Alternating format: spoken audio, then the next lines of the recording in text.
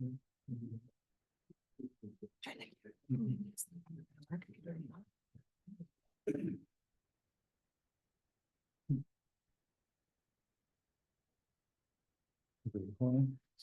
with both audio with audio only. No video. Okay. We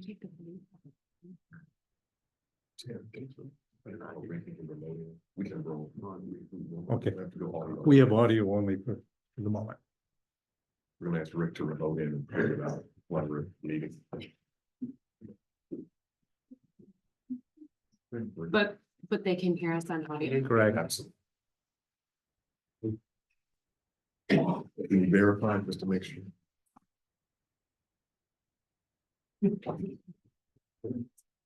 Technical difficulties. Yes, they can hear us. Okay. Rick. Ladies and gentlemen, welcome to the village board meeting of March 10th. Please join us in our pledge of allegiance. I pledge allegiance to the flag of the United States of America, and to the republic which stands one nation under God, indivisible, with liberty and justice for all. Thank you. Roll call, Ms. Flores. Trustee Harris Jones. Here. Trustee Willis. Here. Trustee Hyperman. Here. Trustee Simpson. Here. Trustee Mason. Here. Trustee Roman. Here. Mayor Hopefield. Here. Representing staff this evening, to my left, our village manager, Napoleon Haney. To my right, our village attorney, Chris Cummings. To the audience's right, our police chief, Tom Johnson. Fire chief, Rob Grabowski. Finance director, Amy Zakowski. Community and economic development director, Angela Maceras, and her assistant, Noah Schumer, is in the front row. Public Works Director, Josh Furman, and Assistant Village Manager, Terrence Aqua. Mr. Haney. Yes, I want to share some information. We've been having some issues with email, so I just want to read this. So around noon today, I was informed that emails were not reaching certain trustees. Emails for our trustees are forwarded from their homewoodil.gov email address to their designated private email addresses. First, our IT manager confirmed that our configuration for forwarding emails had not changed and that there were no recent changes made. Next, I requested some example emails to be sent to test and check our email service with Microsoft. Trustee Heifman stopped by the office today to work directly with the IT manager to attempt to resolve the issues. Our IT manager went through a few of the emails that were forwarded to Trustee Heiferman, and we discovered that the issue was intermittent. Some emails were forwarded while the majority of emails were stalling. Our IT manager placed a request into Microsoft support, and we are waiting for a response. So hopefully we hope to have that resolved shortly. Okay. Thank you for that clarification. Yep. The minutes of February 24th, any additions or corrections? Nothing Trustee for me. Harrison? Trustee Wolf? No. Trustee Heiferman? I know. Trustee Simpson? No, sir. Trustee Mason? No, sir. Trustee Roman? May I have a motion to approve the minutes, please? Second. It's been moved by Trustee Simpson, seconded by Trustee Mason. Roll call, please. Trustee Harris Jones. Aye. Trustee Willis. Aye. Trustee Hyperman. Aye. Trustee Simpson. Aye. Trustee Mason. Aye. Trustee Roman. Abstain. The minutes are approved. The claims list in the amount of $2,303,036.16. Comments or questions, Trustee Harrison? Nothing for me. Trustee Willis? No, none. Trustee Heiferman? I have no questions. Trustee Simpson? No question. Trustee Mason? No, sir. Trustee Roman? May I have a motion to approve the claims list, please? Second. Been moved by Trustee Mason, seconded by Trustee Willis. Roll call, please. Trustee Harris Jones. Aye. Trustee Willis. Aye. Trustee Hyperman. Aye. Trustee Simpson. Aye. Trustee Mason. Aye. Trustee Roman. Aye. The claims list is approved.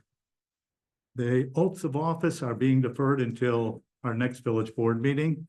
Hear from the audience. If anyone would like to address the board on any subject not on the agenda, please raise your hand. If not, oh, I'm sorry. Amy? Yes. Thank you. I should have been looking that way. Amy Crump, Homewood resident. Tonight I continue reading from the book Resisting the Right, How to Survive the Gathering Storm. Chapter 2 is called The Plot Against America. And I'm going to read parts of it. It was and remains a popular trope to talk of Trump's takeover of the GOP. But it was no such thing. He was a natural result of a morally bankrupt party that had embraced racism as a political strategy. The contemporary Republican Party is at once the logical result of the downward trajectory and yet unrecognizable from the GOP of only a few decades ago. Both Nixon and Reagan would be ostracized from the Republican Party of today. Trump's followers meet the dictionary definition of a cult, and not just metaphorically. The more outrageous the cult leaders become, the more they flout the law and social conventions, the more they gain in popularity. Would-be dictators gain crucial support from allies in the political system who may not be committed authoritarians themselves, but side with a factional leader who will advance their policy goals at the expense of democracy. In order to stop a political party that is showing autocratic tendencies, reasonable political parties that are otherwise in opposition to each other must join together. In other words, put country before party. It happened in Belgium and Finland in the early 30s. In the United States, it would mean key leaders of the Republican Party breaking ranks to join with Democrats in opposing Trump, publicly announcing the threat he poses to the nation. Precious few of them have, and those were all excommunicated or left the GOP willingly before that sentence was pronounced upon them. Even absent Trump himself, a right-wing fanaticism in the United States remains extraordinarily dangerous, such that the mere demise of the man and the breaking of the fever of his followers will not solve our long-term problem. We must salt the ground from which it sprung. It is astonishing that any American gives the Republican Party even passing consideration as a viable political organization, or that any candidate can run under its banner without crippling shame. But apparently you can kidnap and cage children as a matter of deliberate policy, preside over the deaths of 500,000 Americans, and try to overthrow the government and still demand to be treated like a legitimate public servant. The GOP has ceased to be a political party in the traditional sense, but is now a radical insurgency that has abandoned any interest in participation in parliamentary politics, and the party itself gleefully announces it. It is not astounding that Republicans are brazen enough to do and say the things they are currently saying and doing. Their shamelessness is well established, but I am astounded that we are letting them get away with it. Thank you. Is there anyone else who would like to address the board this evening? Does this have to do with the development? Yeah. That'll be at later. Sure. Is there anyone else? Okay, if not, the consent agenda, please. We ask the board to consider a motion to pass, approve, authorize, accept, or award the following items. Waive competitive bidding due to purchasing through an approved governmental purchasing cooperative and approve the purchase of one 2026 Ford F-150 through South Suburban Purchasing Cooperative in the amount of $43,461 and install equipment for an additional amount $9,550 for a total amount not to exceed $52,976.32. Pass ordinance M 2403, authorizing the village manager to sell, trade in, or dispose of 2016 Ford F-150 identified as surplus property. Approve the transfer of $3.3 million from the general fund unassigned fund balance to capital project funds to fund fiscal year 2026 and 2027 capital projects. Approve a budget amendment in the amount of $164,355 for the intergovernmental personal benefit cooperative minimum fund balance required as a participant in the insurance pool. Pass ordinance M 2404 declaring 2017 Chevy Tahoe as surplus property and authorize the village manager to sell the Homewood Fire Department vehicle to the village of East Hazelcrest. Pass ordinance MC 1096, amending the language in chapter 20 of the Homewood Municipal Code governing donation collection boxes.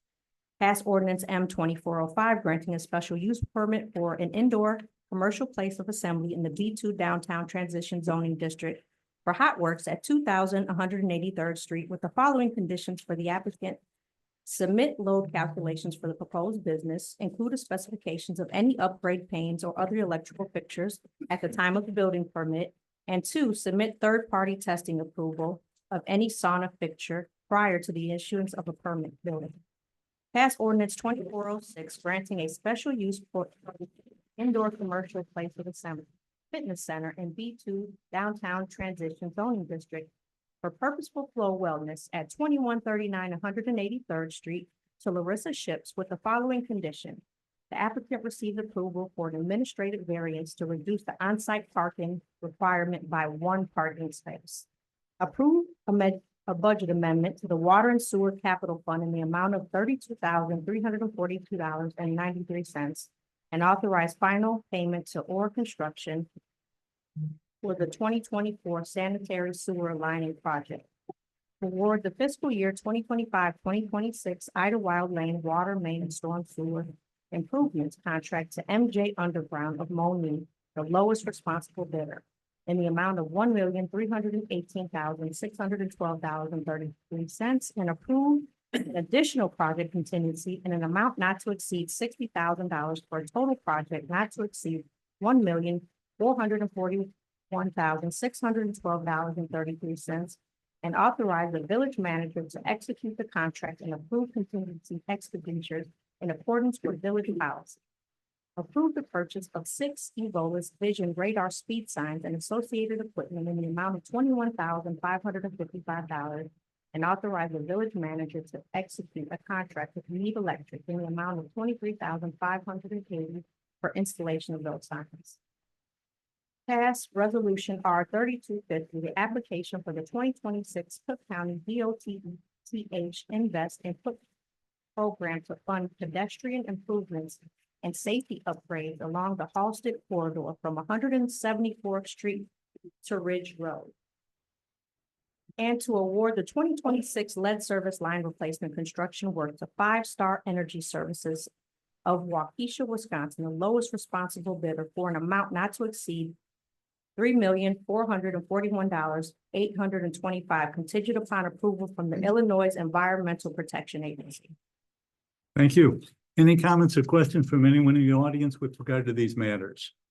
Yes, ma'am. At the last board meeting, I asked about the current, item K, I'm sorry.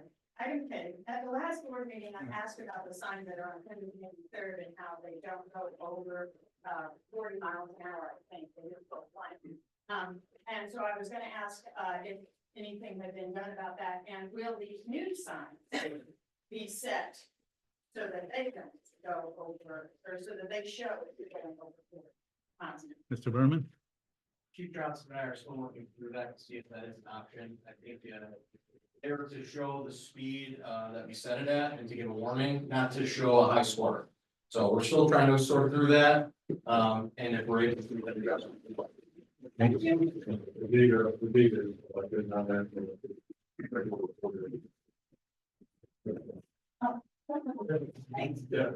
Because I think some people may be reckless and try to get that high score. That's what we're saying. Yeah, so.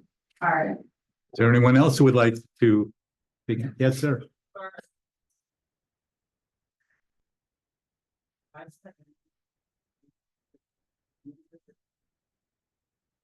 Has to be. It's Yeah. a public works project, yes. Anyone else? If not, board comments. Trustee Harris Jones, Nothing. trustee Willis, I have nothing. trustee Hyperman, Nothing. trustee Simpson, trustee Mason, No, sir. trustee Roman. Nothing for May I have a motion to approve the items on the consent agenda, please? second. It's been moved by trustee Simpson, seconded by trustee Harris Jones. Roll call, please. Trustee Harris Jones. Aye. Trustee Willis. Aye. Trustee Hyperman. Aye. Trustee Simpson. Aye. Trustee Mason. Aye. Trustee Roman. Aye. Consent agenda is approved. New business, tobacco license, Ms. Zukowski.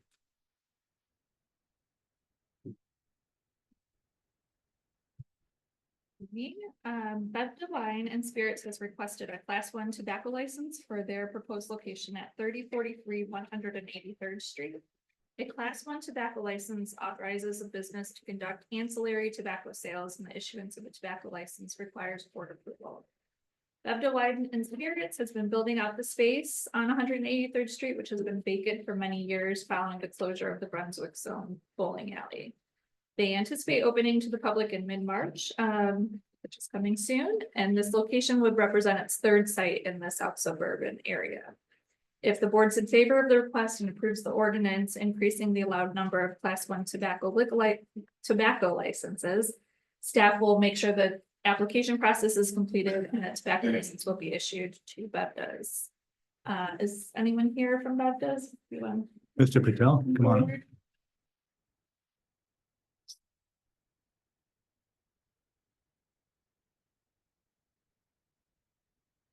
Hello, my name is Sultan Patel. Good evening, liquor officials from Beverage Wine and Spirits.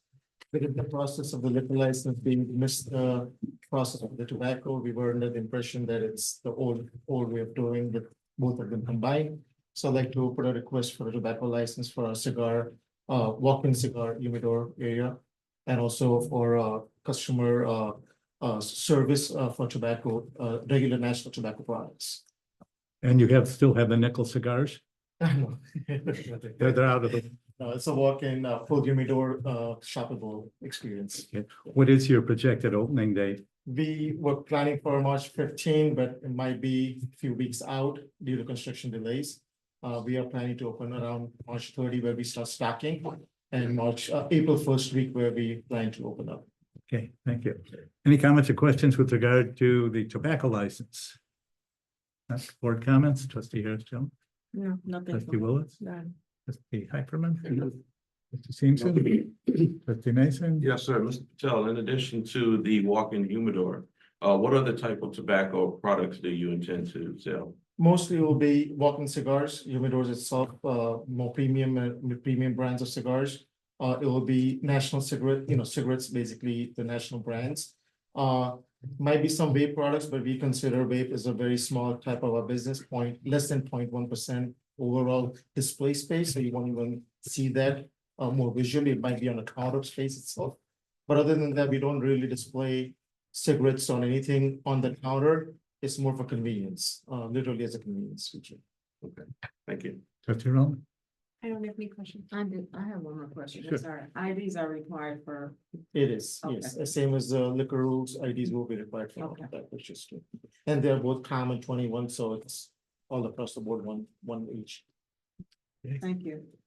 any comments from anyone in the public? Not, may I have a motion to approve MC 1097, a tobacco license for Bevda? So. So moved. In a second, Second. it's been moved by trustee Roman, seconded by trustee Simpson. Roll call, please. Trustee Harris-Jones. Aye. Trustee Willis. Aye. Trustee Hyperman. Aye. Trustee Simpson. Trustee Mason. Aye. Trustee Roman. Aye.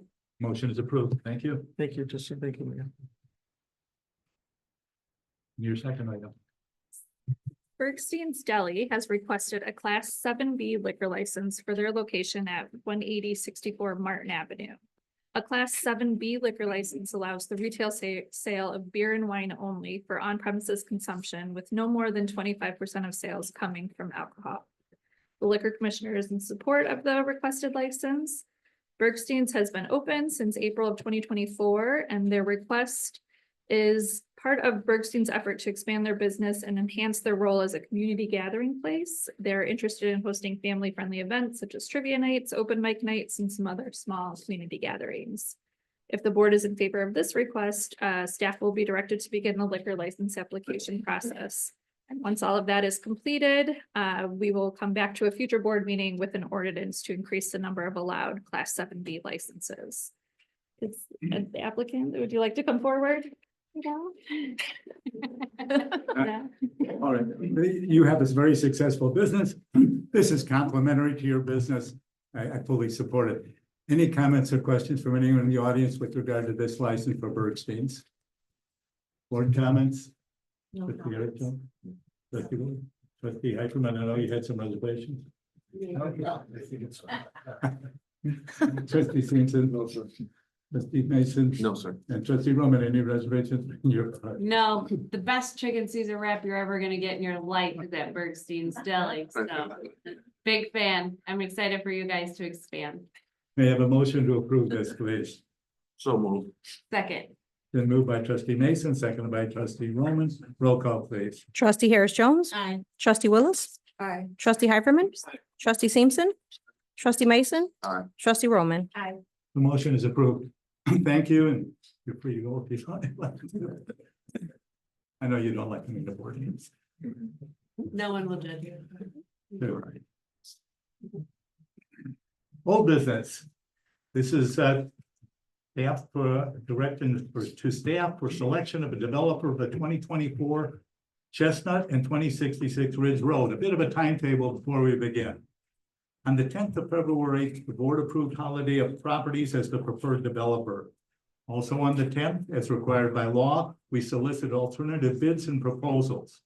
By February 24th, 2 alternative bids were received, both by 2 developers who revised their initial proposals, the Far South CDC and the Southland Development Authority, as well as the preferred developer also revising their initial proposal. Tonight, we have reconsideration of the Far South CDC and the Southland Development Authority alternate proposals, as well as directing our attention to Holiday Properties revisions. The board is then to direct staff to negotiate an RDA, a redevelopment agreement, with the selected developer. Ms. Maceras, Mr. Schumer.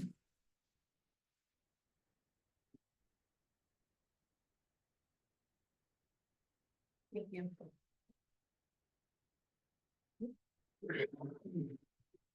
Thank you. Tonight, we are going to walk through the highlights of the proposals for the redevelopment of the Matrix Building at 2066 Ridge Road and the Village Hall parking lot. This includes changes to all 3 of the proposals. And after reviewing those proposals, we're also going to discuss 3 topics that we feel and we know are important to this project: downtown parking, housing affordability, and open space. As a refresher, this project includes 2 village-owned sites. One is the 2024 Village Hall parking lot at 2024 Chestnut Road. And the second is what we call the Matrix Building site, which is at 2066 Ridge Road.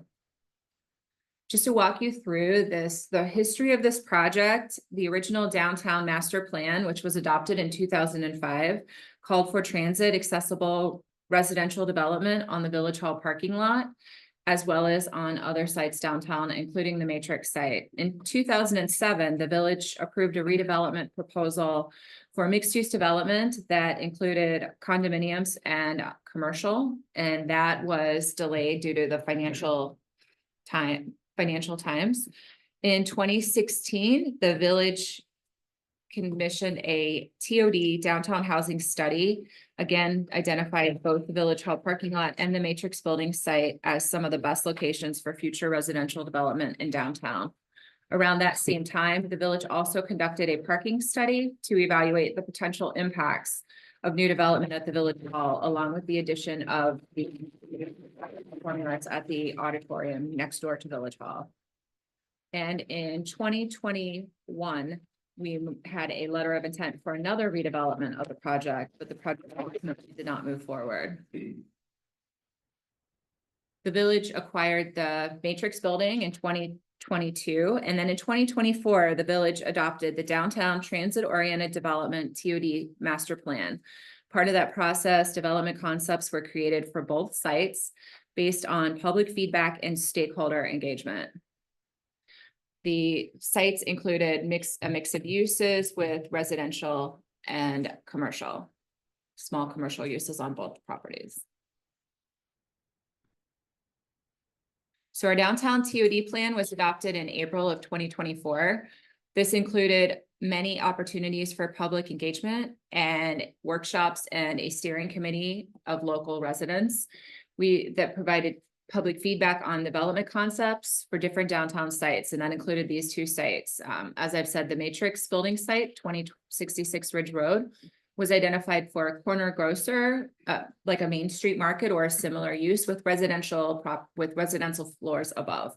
The Village Hall site was identified for a small commercial option, a cafe or a store that would serve residences above. We went through the request for proposals process starting in September with 8 weeks for proposals to be submitted. They could be submitted for one or both proposals. We received 6 proposals and narrowed that down. to to the one property that the board voted as the preferred developer on February 10th, and then we received 2 alternative proposals. I'm going to give you a summary of the changes to all of these 3 proposals have changes since the last meeting, and I'm going to summarize those for you. The current proposals, as we've said, are Holiday Properties, which was selected as our preferred developer, Far South CDC, and the Southland Development Authority. Holiday Properties proposes a mixed-use development with market rate apartments and highly amenitized spaces. For the Matrix site on Ridge Road, they propose a retail mixed-use concept with a restaurant with outdoor seating. The original proposal was 146 units in 2 buildings. This unit mix has changed. The number of units has not. The main change is that they have eliminated the single larger 1,600 plus square foot unit that had a projected rent of $4,400 a month. The that was based on per square footage rental rate, which is consistent with the other projects, but due to the size of it, that was the calculation for it, and that has been eliminated and from the mix. They have also significantly expanded their public plaza along Chestnut to allow a larger plaza, and they've also added a public garden on Elm Road. They have added 10 public parking spaces, additional public parking spaces to Chestnut with EV chargers. We also received letters of support from 2 communities in which they have done transit-oriented development in the past. There have been no changes to the financing or the village's 75%, 25% share of the TIF increment. I don't know, but you can see on this project, if I can point. If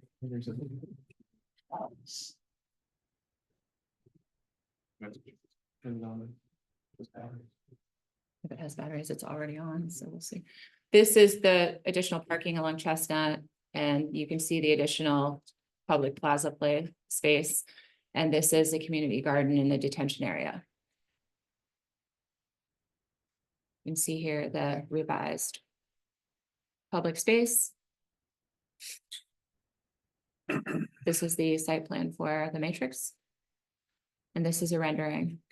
The Matrix property would include either a restaurant with outdoor seating or a local grocer. Second proposal is from Far South Community Development Corporation. Originally, their proposal included a 4-story building with 72 apartments at the Chestnut Road site, the Village Hall site, along with a restaurant, commercial space, 2 public courtyards. For the Ridge Road site, they proposed 39 apartments, commercial uses, and a rooftop restaurant. In their revised proposal, Far South CDC reduced the requested TIF assistance from 8 million to 3 million, which could leave additional funding available for the village. They also adjusted their project timeline with completion targeted for 2029 for the Village Hall parking lot site and 2028 for the Ridge Road site. The updated proposal increases the size of their amenity deck, and keeps the same number of units. This is a review of their site plans. This is the commercial space, the larger commercial space for a grocer. And then this is commercial Matrix site. These are renderings. The third proposal, Southland Development Authority, in their revised proposal, they increased their unit count from 107 to 123 units in 2 buildings. And they increased the number of stories from 6 stories to 7 stories. They also decreased the public parking from 57 to 41 spaces in a 1-floor parking garage.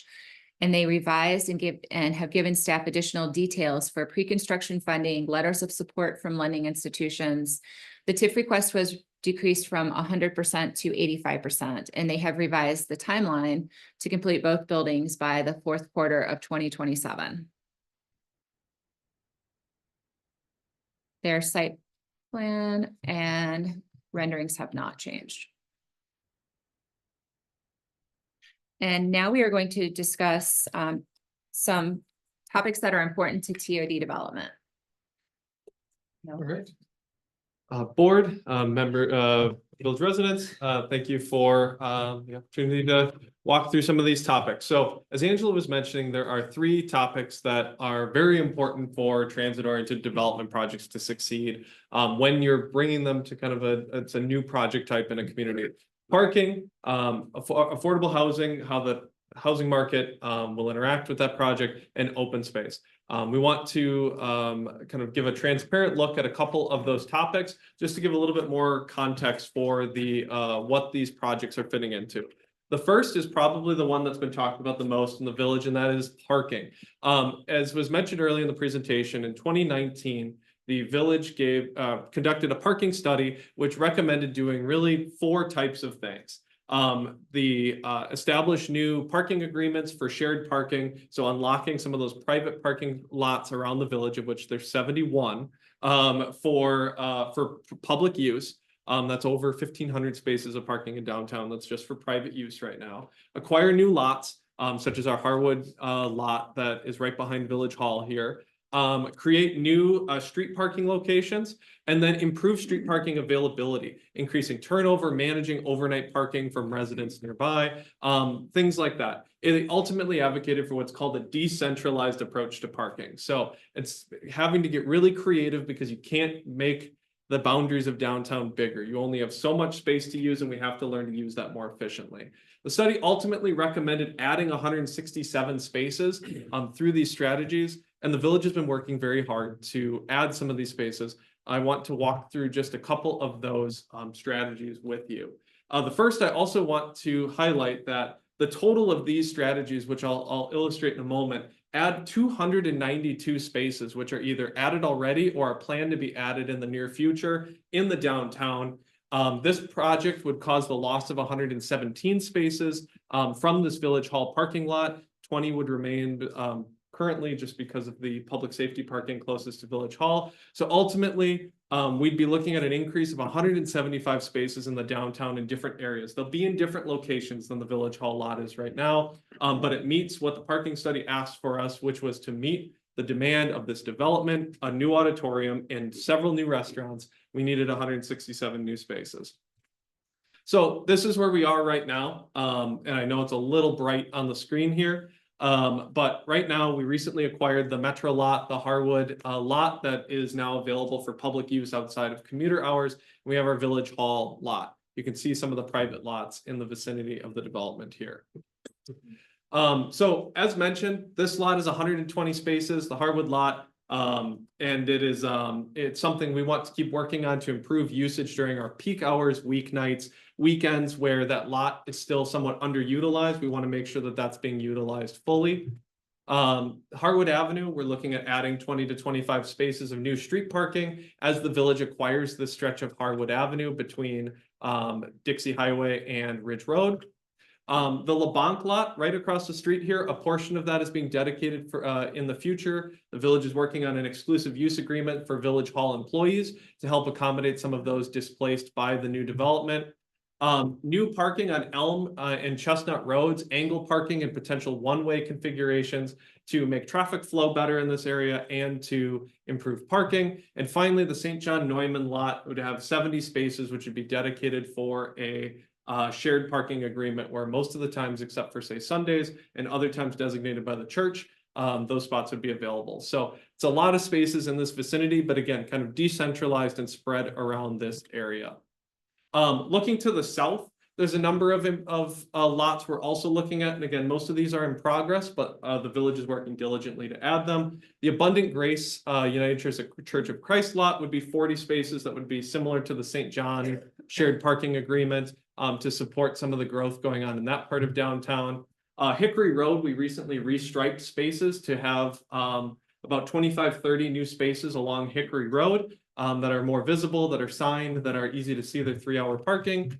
And then behind a building on Martin Avenue, you would have 10 spaces. And then we're also trying to do improvements, significant improvements, to try to make the Park Avenue lot, everything that's on Park Avenue, that side of the train tracks, easier to use and safer to access for parking in the future to support other downtown uses, especially during events. So we're working on new solutions. Again, up to 292 new spaces that the village is either acquired or is working to ensure are available for public parking.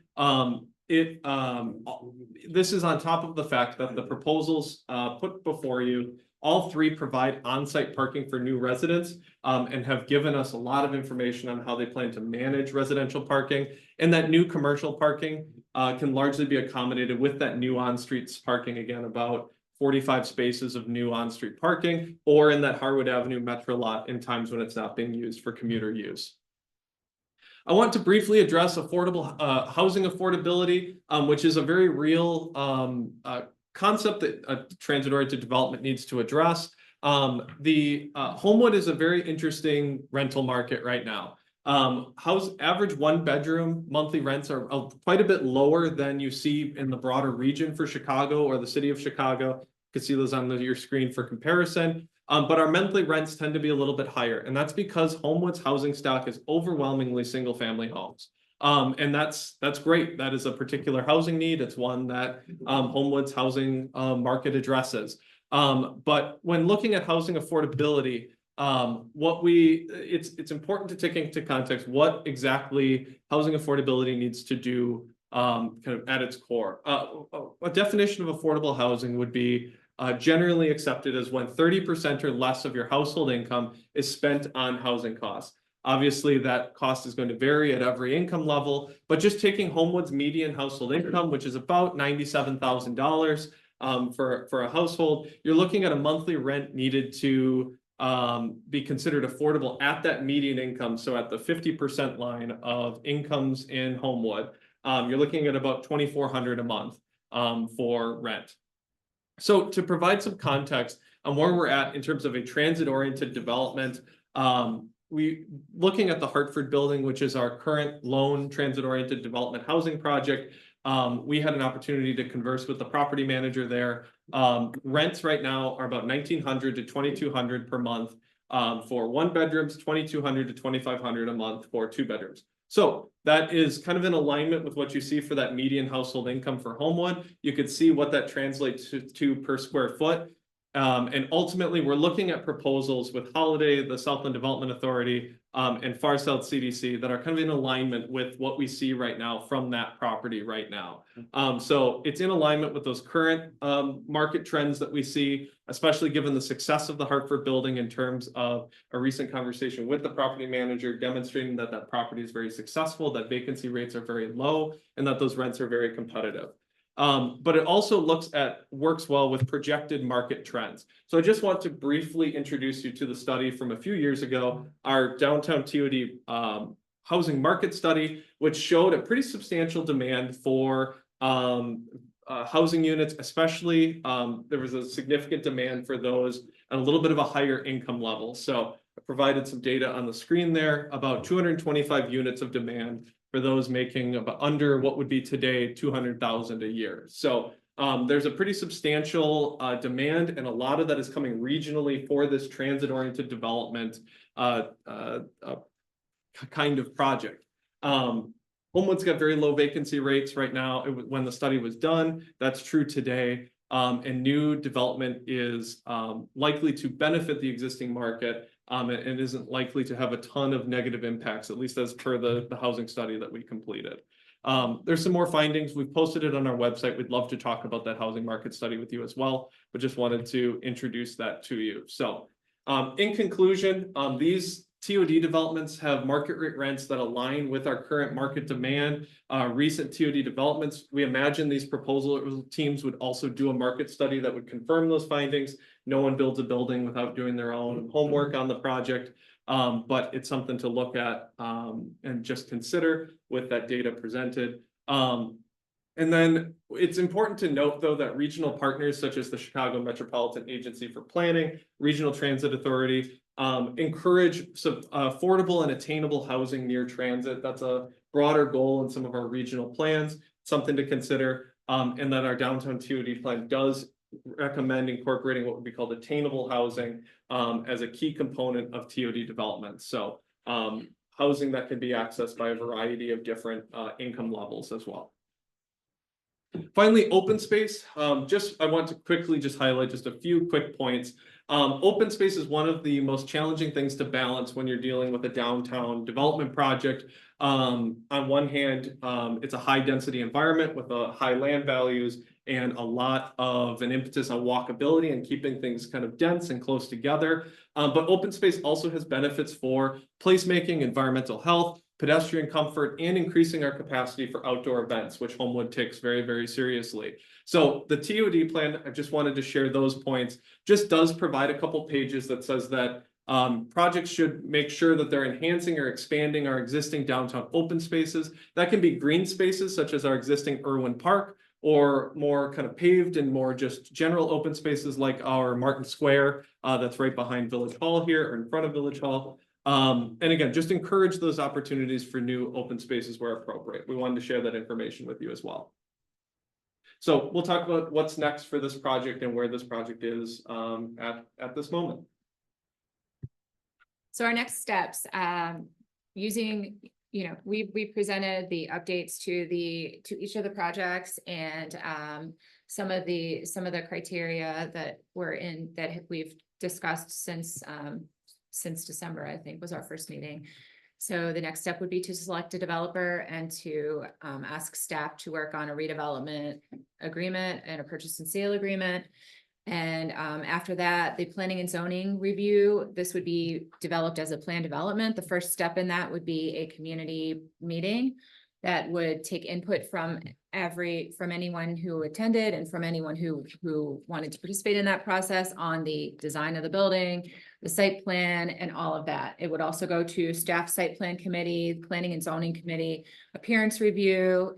There's a long multi-step process that includes many opportunities for public input and public hearings, even prior to public hearings and prior to design.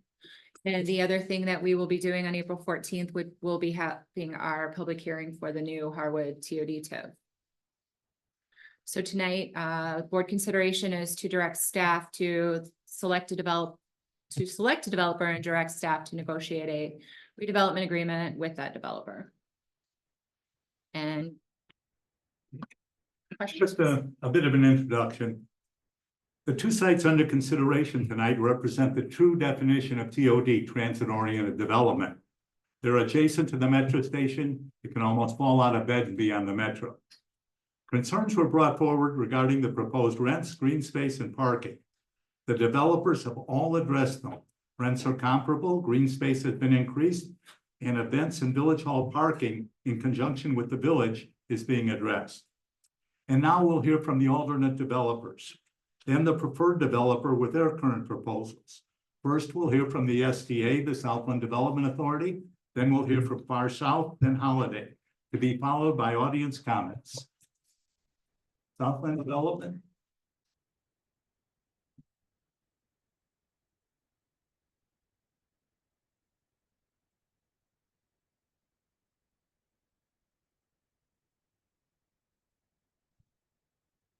Good evening. Thank you, Mayor. Always good to see you.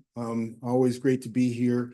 And I want to start by complimenting just the thoroughness of the process that you've gone through, as you and your award-winning team, Angela and Noah, know from last year. We started a process where we came to you because we recognized the work that you had done in 2024. And the SDA was the group that suggested, hey, we think that we can actually do something with the locations that you've got here. So we're really excited that, in part, with your team, we've been able to kind of get to a place where you now see the kind of demand that you have, that you got 6 responses from your RFP. And I think it's important to go through this process. My name is Bo Kemp. I'm the CEO of the Southland Development Authority.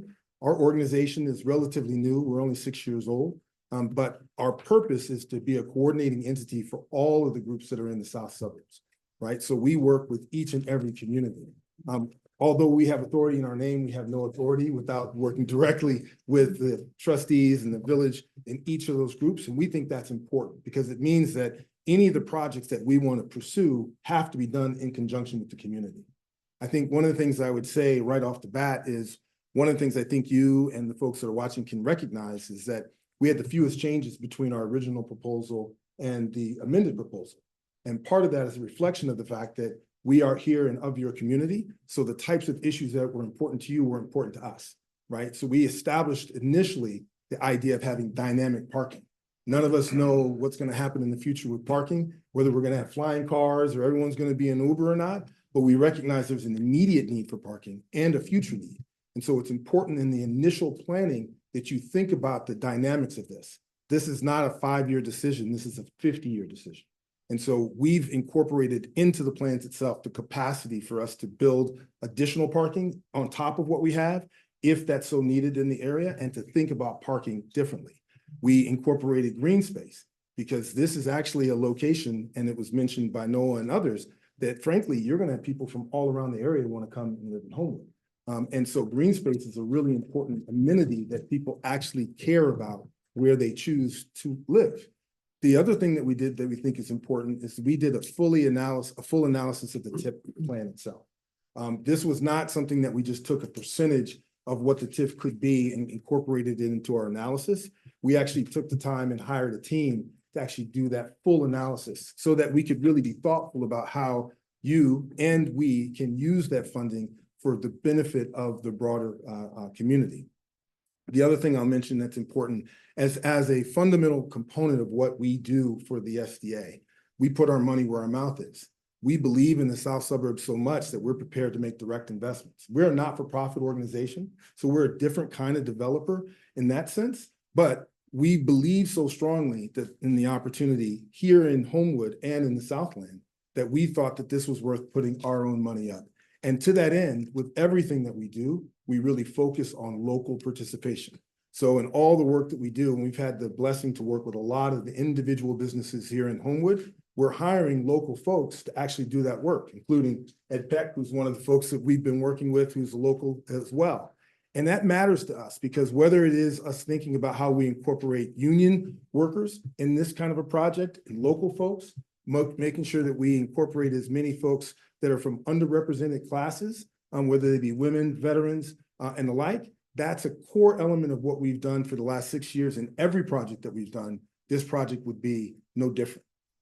I could probably go on for a long time about things. I don't know how much time I have. You may have to hook me off, but I will say one other thing that's important. We are a new organization, relatively new, but I don't want you to be mistaken and think that we're an inexperienced organization. We have a team of people who have a tremendous amount of experience, and I will, for a moment, couch my humility just to make a point that I have helped oversee multiple municipalities around the country, including working on billion-dollar projects that are TOD oriented. I redeveloped and built the Prudential Arena in Newark, New Jersey, which included a redevelopment of Newark Penn Station and included several $1 billion worth of development, all of which was centered around a similar concept of what we're talking about here. So I've had direct and personal experience in working on projects like that took 10 years, by the way, in order to do, and were extremely complicated. And so that is the kind of experience that our team brings to bear on a project like this, in addition to the fact that this is a core for us of what we think the Southland is about. We wrote an op-ed that was published in November in 2024 in Cranes, and we basically said that the way to solve the most important issues of the South Suburbs is to increase the population of people that live here so that we can diversify who actually pays the taxes. This project, particularly for Homewood, has the potential to actually start to help with some of the tax burden that the single family residents have by increasing and spreading that tax burden. But we think of this project as not just about Homewood. This is an example for the entirety of the Southland. So we've already been engaged in talking with other municipalities about replicating this. We just think you guys are better suited to do this first and be an example that we can use with everyone else. So with that, I'm going to step back and let the people that do most of the real work talk and answer any questions if necessary, anything you guys want to add to it. And we're happy to answer questions to the trustees or anyone else. Yeah, I just wanted to add a couple things in addition to what Bo mentioned. So I know one of the things that had been brought up by some trustees previously was some like concerns or curiosity about financing of the building. So I believe it's in all of your trustee board packets. But you know, since then, that's one of the things we were confident about that, but we went out to some of our lending and investing partners to say, hey, we do need this in paper. We need this in writing so that they can be reassured. So yeah, there's a couple letters of support in there, including from some of the biggest real estate developers in Chicagoland. David Augusto, he's a member of our team that couldn't be here tonight, had some family stuff, but he was a senior vice president at Draper and Kramer for a decade. And they offered a letter of support in the financing for this project. And also I just wanted to lend a word as well to what Bo talked about the locality of this. You know, I live 2 minutes down the road that way next to Waltz. We'd like, the new name hasn't sunk in our household yet. I was at Lassen's for dinner 2 nights ago. And so that's the whole kind of genesis of this project is I've been eyeing the Matrix building since before I moved to Homewood. And I thought, oh my gosh, this is a perfect location for a TOD apartment building where you could be right next to the train. So this has been really on our minds for a long time. And that's why, you know, some of the design elements are really baked into that, the green space and the public parking. But that's all I wanted to add. I'll leave it to Edward as well to add anything else. So Edward Peck, the architect of this team. You've heard me 3 times now, I think, and in the interview, so I'm going to try to change up a little bit about what I talk about. Maybe the topics are the same, but we're going to express sort of different information about it. So we still feel parking is significant. The decentralized plan, the staff has done a great job of figuring out how you can start to compensate for the loss of parking or how you can add parking to the thing. But really, if you look at this as an urban planner, and this is something that I'm allowed to do with SDA, because we look at not just our development, we're looking at the Southland and we're looking at your community. So we looked as urban planners, kind of understanding this city, basically because we park here, we participate, we know the city really well, that this centralized location for parking is really advantageous. Decentralized is great, it works. It doesn't necessarily work on your major events because how do you get to all of the spaces? It's also, and this is not critical of your team because the effort to lease parking spaces and stuff are great, but they're not really long-term commitments. If you're leasing from private entities, those aren't guaranteed for the life of the city. So we feel, and what we have done with our project is we have our parking separated from our residential building, which allows us then, and we engineer, we've done this before in parking garages at University of Chicago, we engineer the foundations, the structure for additional decks, additional levels of parking.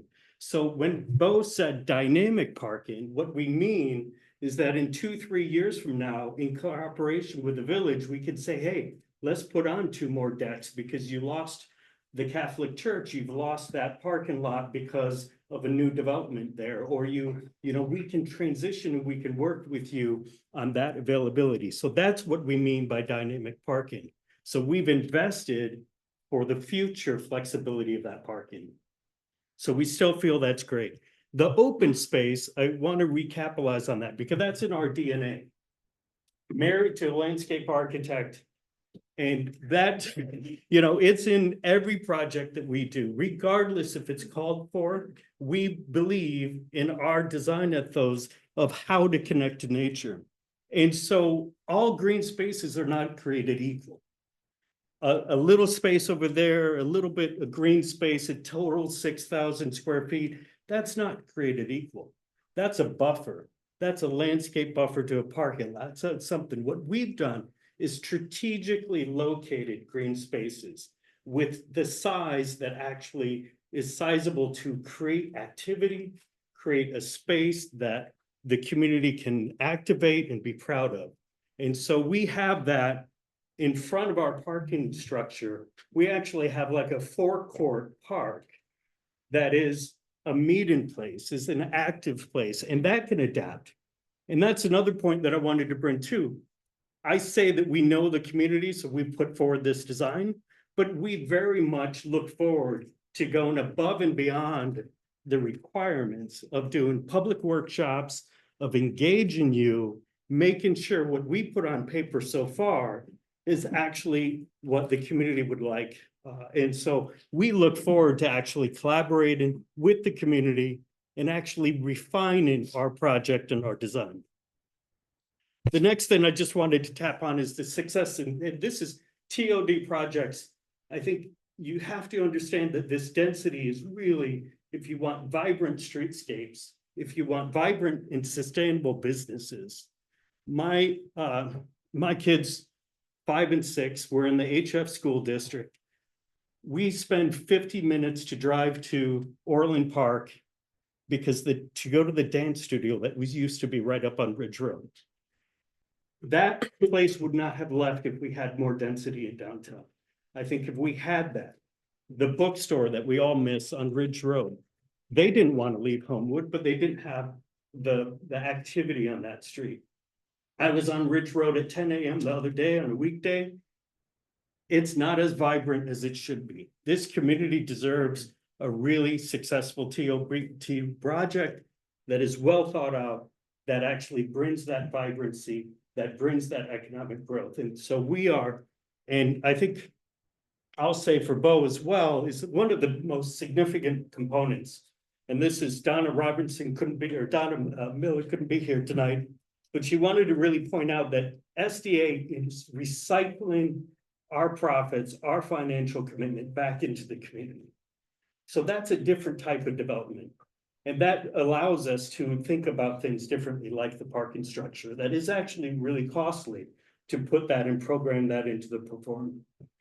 So I'll end, I think that is just kind of the brief thing to update and talk a little bit about the different components of our structure. But we really look forward to this opportunity.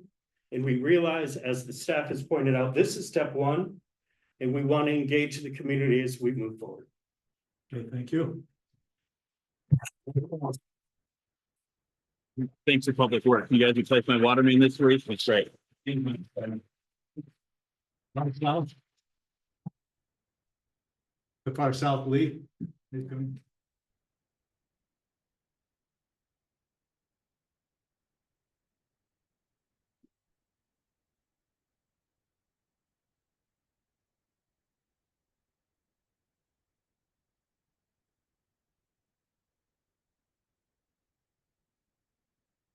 Brought the party today. Just look at the exact Good evening, trustees, to the village staff, and to the community, to the labor partners, to everyone out here. We are very grateful for the opportunity to submit again for the alternate bids. We're very grateful for this opportunity. You know, we're a team that is comprised of this community. I don't live too far from here, as well as Lee, who's our general contractor, and several others who is also our general contractor, which is Andrew Clark, who lives in the neighborhood as well. We wanted to be thoughtful about who we put together as a team and what we do. We work well together. There's several other projects that we do a lot in the city of Chicago that is similar to this. You know, when we approach this project, you know, it's very similar to the things that we've already done, which is around transit-oriented development. One of the biggest things that we always push for, number one, is affordability. Right now, we all know that we're in a housing crisis. Throughout the state of Illinois, there's about 225,000 units short just in Cook County alone. The affordable units is almost 170. We know that this is a very definitive need. Just in the papers today, they even said that people who make close to 200,000 is going to need a subsidy because of rising costs. And that's pretty remarkable. So when we're putting together a proposal, number one is affordability. So that is why about 57 units that we propose out of the 111 is affordable by means of, as the staff pointed out, no more than 30% of the income. And that is funded through the state of Illinois' low-income housing tax credits. Right now we have done numerous LIHTC, what they call them, projects throughout the city. We're working on several right now that provides affordability throughout the term of up to 30 years. So you don't have to worry about as much as too much of rent escalations that's going to push people out. It's going to be sustainable throughout the 30-year period. And it only increases, an annual increases when that's negotiated with the Housing Authority of Cook County. The rest is market rate. We believe that there should be a balance as what we mentioned about attainable housing. But that balance is in respect to the rents that are available for the area, that's conducive to the area. The second thing that we focused on was downtown experience. We increased from the start, the retail downtown. When you go to a downtown area, what do you want to experience? You want to experience shopping, dining, restaurants. And that's exactly what we propose. We only reduce the retail experiences because we increase the parking, especially on the Village Hall site, to make it 1-to-1. But for everything else, we wanted to continue the retail, which we have still about 18,000 square feet of retail that we're putting downtown. Next is the local hiring. In every project that we put forth, it is because of the funding allocation that we get, we're always going to abide by prevailing wage. We're always going to include union wage. That's in every project we do. That's why our costs are a little bit higher than others. But that is our project, and that is what we're committed to. We're also committed to MBE, minority business enterprise, as well as disadvantaged business enterprise. We always keep that at the forefront. The last thing is we want to make sure, and like in every project, it's a safety aspect, is that a lot of our buildings, or a lot of the things that we construct, are going to have security locks, front door security locks. A lot of these projects won't allow for us to have a 24-hour security guard, but there are safety measures that we put in, such as camera systems all around the building. We want to make sure that this project speaks to our proposal and what we do. We're not changing our perspective just because we're chasing a project. We believe that this project downtown mirrors the things that we do everywhere else, which is affordability, a great experience for all the residents that are going to partake in it, local hiring, and safety. And with that, I want to turn over to Jason to talk about the changes in the architecture. Good evening, everybody. I'm Jason Nuttleman, founding principal of Seek Design. It's wonderful to be here this evening. Obviously, there's great proposals, and we're pretty excited about ours and what ours offers. So from an architectural perspective, right, if you solve problems, you bring density, you bring multi-generational living, you bring different cultures and communities together to live together and create a space. So through our design, through our approach, we really wanted to highlight and really focus on that to really make this a destination, to bring people that need this kind of living in a downtown location right next to the metro, give them all of those opportunities. And then, yeah, we need cars, we need vehicles. So we have 1-to-1 parking in our buildings. But also we want to provide that commercial space that makes you want to leave the car behind. So you can walk in downtown and you can see those active streets. And so we're providing larger retail commercial spaces for groceries and grocery stores and restaurants and those other things that you can just walk down and interact and be able to meet your friends without having to get in your car.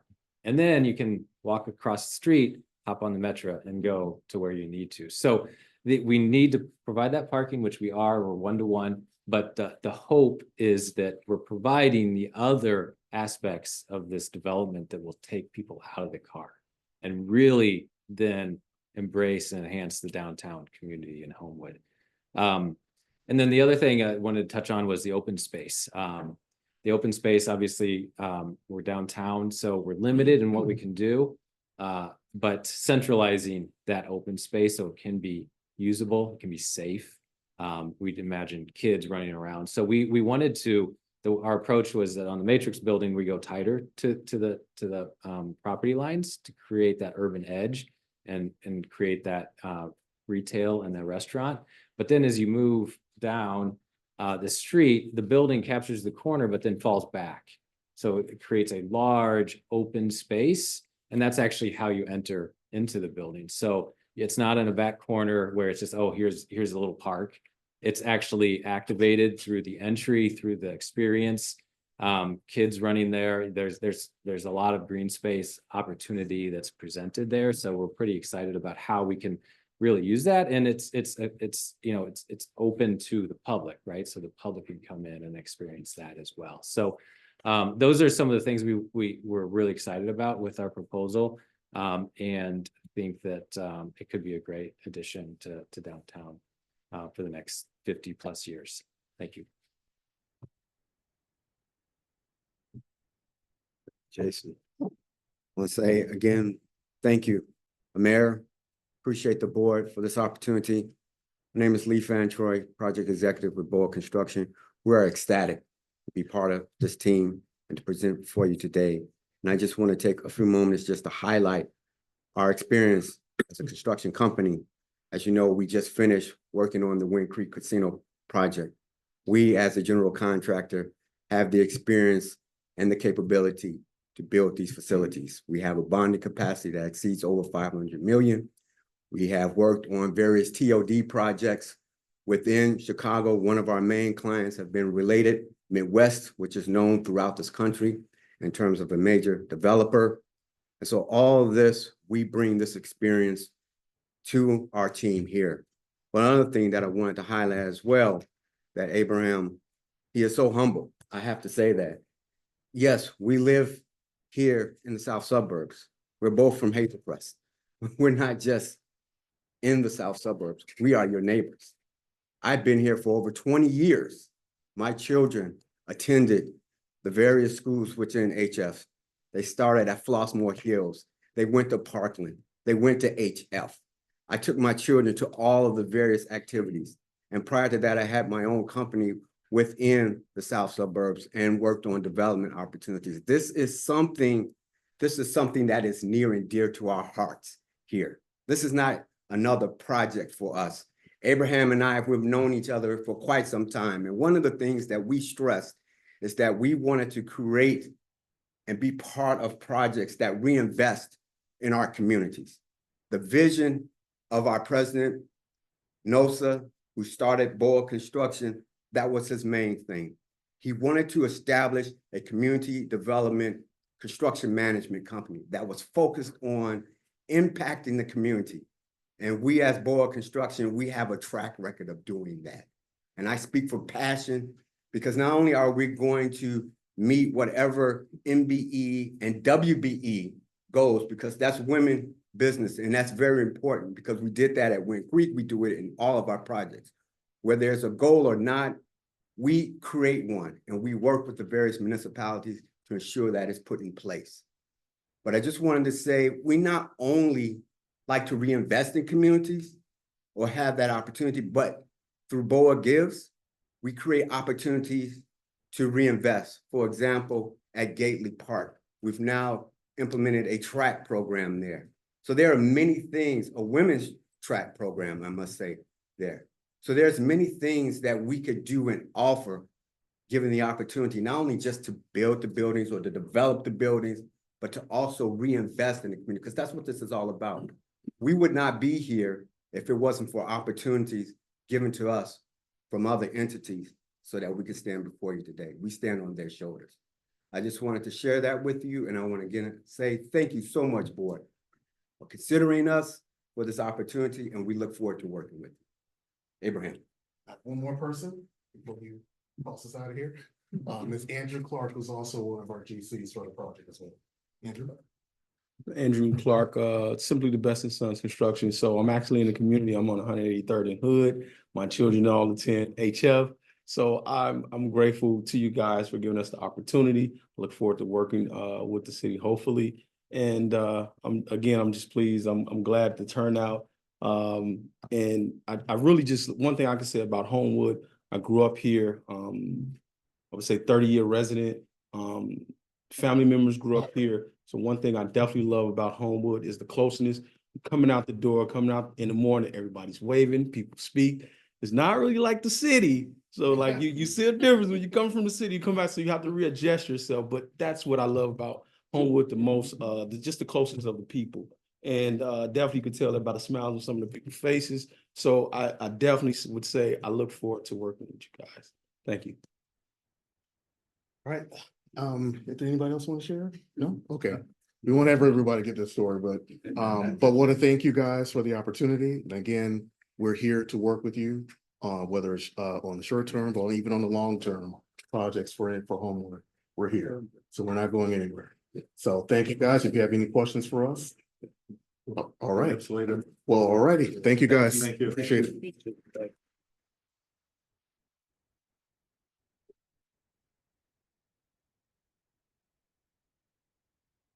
Holiday.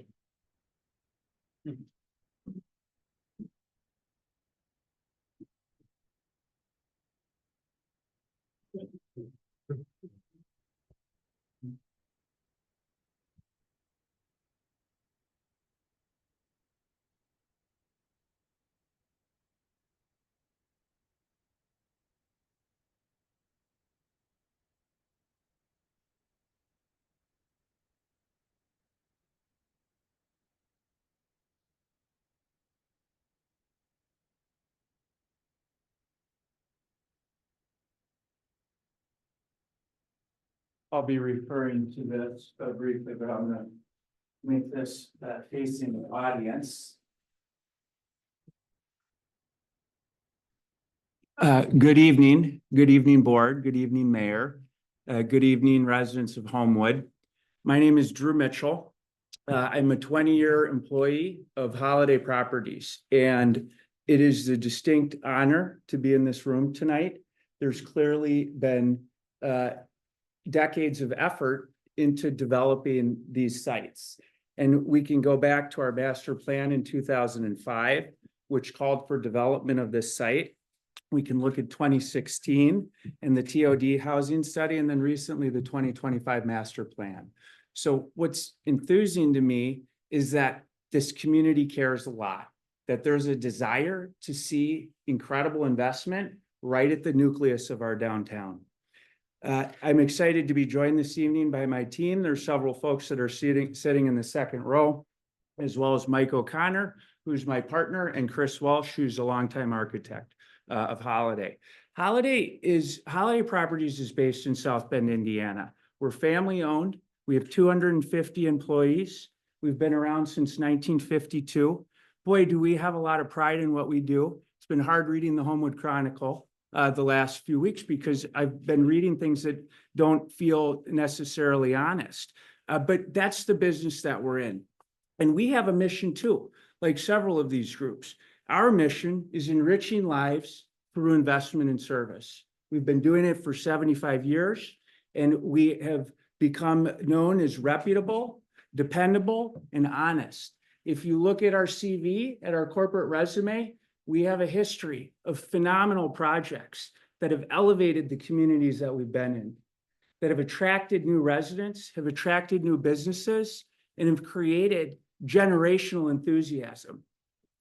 We are not new to this business, and we are local. I'm hearing a lot of who's local. We have converged on this site from all over Chicagoland, from the north suburbs, the west suburbs, the south suburbs, and even our Valparaiso, Indiana guy. That experience throughout Chicago has allowed us to understand what's working, what's the best. If you spend a little time looking, sorry, board, but these are actual TOD projects that we've delivered in the last 5 or 6 years. And there's a couple of things that I want to just pause on. Okay, one, every single one of these was challenging and hard, just as it is in Homewood. Why? Because communities care, particularly about the corner of Michigan Avenue and Main Street, the corner of Oak Street in Michigan. That's where we are here in Homewood. And so these experiences that we've had in other communities, such as Downers Grove and Westmont and Lombard and Glen Ellen, often began with rooms filled with people. And we look for that. We get excited about that actually, because it's a sign of that passion that I'm talking about, that people care. I'm happy to hear parking is a big part of this conversation. It should be. When we have a parking problem, it means people want to be there. We think we have the best antidote for parking problems in these TOD buildings. I'm not going to share all of it tonight because everybody would start doing it. But I know I heard a 1-to-1 parking ratio on a project. The minute that building's done, it's obsolete. It doesn't work. You have insufficient parking for the residents that live there and it breaks. And that's precisely why I think it's critical that the village hire somebody who has a history of having completed these. 2007, we picked somebody, didn't happen. 2021, picked somebody, didn't happen. Mike Doyle in the corner is the third developer working on the TOD project in downtown Wooddale, where the past two developers didn't perform and didn't proceed, and you lose years and years on these. So what you get with us is exactly what you're looking at. The building will look like we promise it will look like, to the extent there isn't community feedback, which is later in my remarks. I'll jump to it now. I look forward to the collaboration. This is an interesting process that we've been going through because of the RFPs, the secondary response to the RFPs, but there's a whole collaboration that typically occurs where you're collecting feedback. And I heard the staff, Angela Maceros, describe community meetings that are occurring in the redevelopment agreement. So those are more opportunities actually to have fingerprints on plans, which is very much part of our process. We're under construction in Hinsdale right now. Tricky community to get a building going. And we held 2 or 3 neighborhood meetings to collect feedback, get consensus, and it ultimately showed up in the form of the final vision. We accepted feedback on things like landscaping and lighting. And so the point here is that the community here has a challenging job to do, but everybody that's excited about who they pick, no, you got plenty of opportunities actually to influence this process positively, whomever you choose. And that's exciting. I think it really is. And then, without droning on about that too much, some of these have won awards. We won the Platinum Key Award in Westmont. We won the Cornerstone Award from the Chamber of Commerce in Downers Grove. Last week, I was so excited to get a call from the mayor of Glen Ellen, who shared that they're proactively nominating us for the Community Improvement Award by ICSC. So these are powerful things for us that are just, while we may not look like local, it does lend itself to these. This does represent our resume and who we are.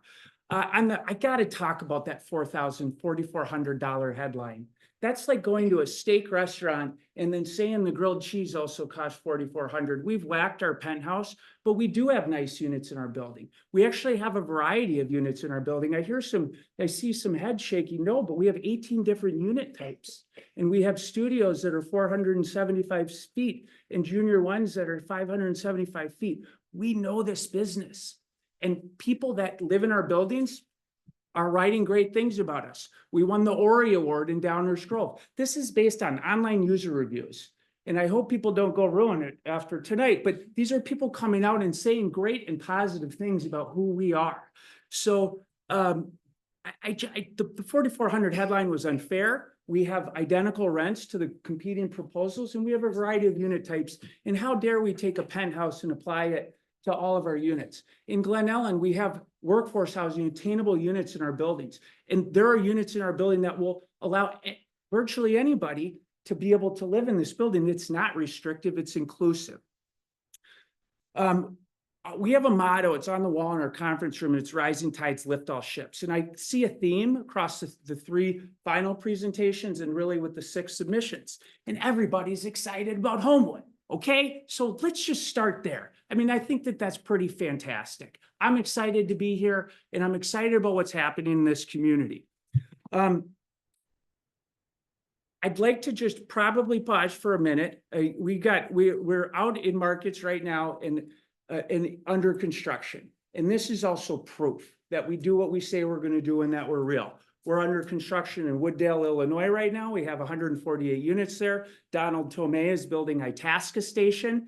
There were 5 different sites we pursued in Itasca before we found one that worked, collaborated with the community, created the tax increment financing district to help elevate their downtown, and Donald's working on that. Chris Walsh is absolutely our favorite architect. When we became aware of this RFP opportunity in Homewood, we begged him to be on our team. We have not selected a general contractor yet. That's something that typically occurs later on in the process, but our team is formed. We're properly capitalized. We know how to do these projects.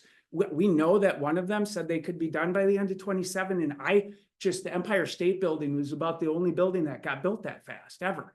And so where I'm going with this is I think we presented very real concepts that are economically feasible with the tools that Homewood has. And I think that all of these people out here who really, I can feel your daggers, are gonna come find me and say, you know what, way to go. You did what you said you're gonna do. Homewood's on fire. Every retail space is leased up right now. And yeah, we have a parking problem, but that's because everybody wants to be here. So with that, I'd like to hand it over to Chris Walsh, our architect, to describe some of the changes that we've made to the project. And then Mike O'Connor's here to pull me aside if I said anything wrong, and that didn't happen. Thank you. Architect should go first, right? So I just want to talk about what we did. We listened last time we were hearing it after, we had our, the last meeting. We did talk about, how we could change this. And we took the opportunity to, we actually shrunk the footprint of the building.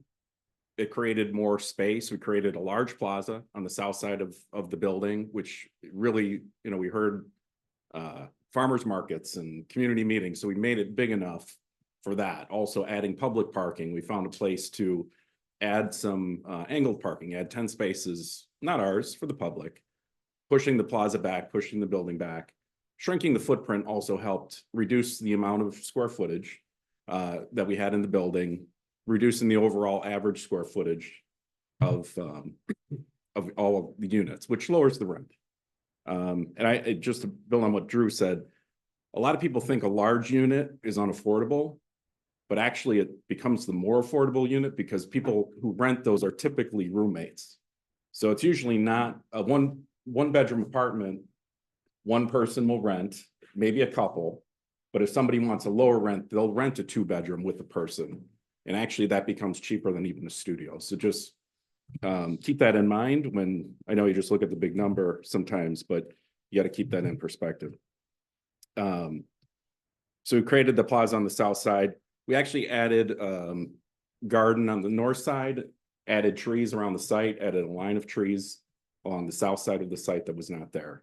And a lot of bushes along this side to buffer this building from what's going there for the residents. So we're trying to, create a more green site. And then the last thing I'll say is, as you'll see, every time we've come in front of you, we've improved. This is an RFP submittal. This is not the final design. So every time we come through, we look forward to a plan commission, getting public feedback, all of that comes in. None of these buildings started out the way they are now. They've all improved. So I'll say that. Nice job, Chris. Finally, I'd like to talk about the experience our residents have. We know how to build these buildings. We know how to handle package handling, the Amazonification of the world. If you're not properly handling packages, they get ruined. Most of our competition's buying these big expensive lockers in their lobby. They don't work on Christmas because they get full. We are doing Butterfly MX video intercom systems at our front door so that when you're buzzing somebody in, you're actually able to see them. Everybody gets assigned parking spaces. We're doing EV charging stations throughout. We're the only ones in Chicago, first ones in Chicagoland to bring Envoy, which is electric vehicle car sharing for our residents. Go in any one of these buildings, you can ditch a car and go and rent the Tesla for $12 an hour or for $50 a day. And we have them in our garage. And we're doing this to create flexibility for our residents. What we've seen is fascinating with the downsizing empty nesters is that they're getting rid of a car, coming and living in our building. And this headline, it's so expensive to live there, couldn't be further from the truth, because what's actually happening is it's unlocking real estate in these communities. It's allowing folks to age in the community in a place that they actually would love to live, which we don't really have right now in a multi-unit setting. So it would unlock our real estate. That's great for realtors. That's great for everybody who's, doing projects I'm sorry, I'm being clumsy, but as people move out, it creates a lot of opportunity for subcontractors, et cetera, to improve homes. By unlocking real estate, this is the positive feedback loop that we're trying to get inside of versus a negative feedback loop, which happens, for example, if you don't have new product, all of a sudden existing landlords no longer need to maintain their product because there's no competitiveness. So at the core of this is getting new housing, and rising tides lifting all ships. So without going into much more, I just applaud what you're doing. I don't envy the challenges you board have with the varied level of on the other, on varied ends of the spectrum in terms of their enthusiasm about what we're doing, but this is progress. Progress and success is messy. Mike, did I miss anything you think is really important? I don't think so. I think we'd be happy to answer any questions anyone has about what we. You'll have that opportunity. Yeah. Is there anything else? No, thank you so much for the time. Appreciate a chance to see you all again. And I'm excited for what happens in Homewood, no matter what you choose. Thank you. Good, thank you. With that, audience comments, and please remember, there's a 3-minute limit to comments and a total of 30 minutes maximum. Sir?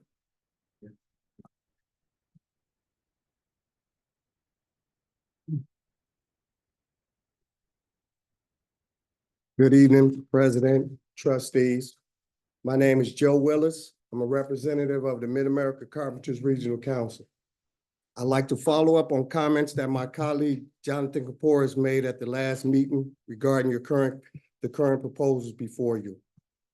At the previous meeting, he raised concerns about Holiday property based on their past record of using contractors who do not consistently pay area standard wages and benefits. Those concerns remain relevant as the village evaluates the proposal and consider what kind of development best serves Homewood residents. Recently, an article in HF Chronicle asked the developers about union inclusion on these projects. One developer made it clear an important commitment. They stated that they would complete the project under a project labor agreement.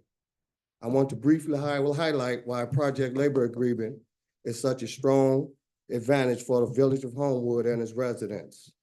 A project labor agreement ensures all workers on the project are paid area standard wages and benefits, promotes on-time, on-budget completion by reducing labor disruptions, guarantees highly trained, skilled workforce, improving quality and safety, creates transparency and accountability for both the village and taxpayers. Beyond those protections, a project labor agreement also gives the village something extremely valuable, local opportunity. A PLA can include a resident participation requirement, which would actually put Homewoods to work in the village. That means paychecks spent locally, family supported locally, and a stronger local economy. Even more importantly, it creates direct pathways for young people to enter apprenticeship programs certified by the U.S. Department of Labor, including recent Homewood Flossmoor High School graduates. These are life-changing opportunities, careers with family-sustaining wages, benefits, and long-term sustainability without the burden of student debt.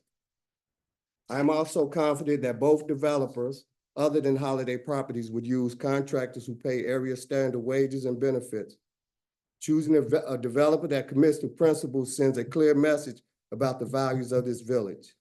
The decision before you is not just buildings or square footage.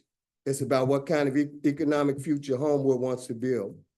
A project completed with fair wages, local hiring, a viable career pathway strengthens the community far beyond the construction phase. So myself and my brothers and sisters here with me tonight respectfully urge the board to consider proposals that include a project labor agreement and clear commitment to residents, local wages, and local opportunity. Thank you. Thank you.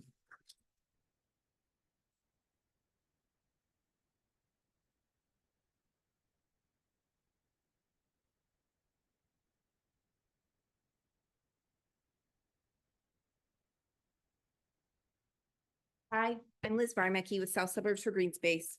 The petition here, I'll drop it off afterward, but essentially it's asking the village to hold a hearing where we can publicly question all of the developers about their plans. I know there's been changes, but I think that there's questions outstanding. For example, Holiday added some green space, which is great, but one of the green spaces was listed as a garden and detention area. And I might be a little bit burnt on detention areas, but that feels like not really a green space and not really a place that's going to be protected as a green space and more a place for water to drain.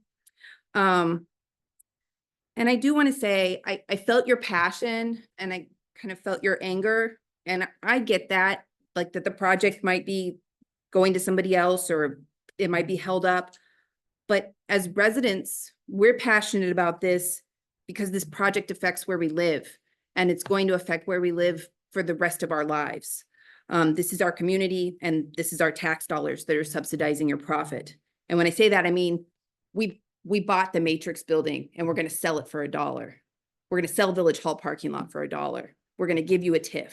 So this is really important to how we're spending our money, that it affects everybody in the community and it should meet the needs of the community. And I do want to say to the trustees, now that we've established there's potentially an issue with emails coming in, I know people in the community have been emailing. And so if one of the reasonings tonight of going for one developer over another developer is that you haven't heard from enough community residents, I urge you to wait then, because if you know you're not getting all of them, you can't use that as a reason if you're not getting all of the communication that the village is sending. Another thing that I wanted to bring up is the parking study that's literally like 7 years old. And then the parking lots that we're planning to acquire that haven't been acquired yet. So we've been talking about the John Newman parking since before it was even like John Newman. I don't believe the village has acquired that yet. So all of these potential parkings, we're going forward with this development without actually having any solidified potential other parking. And on the parking note, it looked like there was like 9 additional spots added to one plan.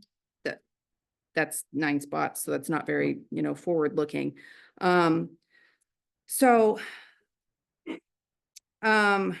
Yeah, I already talked about the detention area. Sorry, I'm not as prepared as I generally try to be. But yeah, I think when talking about how the property is so valuable downtown, it is valuable. It's valuable to what we build in the community, but we're selling it for nothing. So I think it does behoove us to make sure we're selling it to the right people for nothing. So that's really all I have to say tonight. I just urge you to really consider how this is going to be the legacy really that the village is leaving. Your time is up. That was quick. Thank you.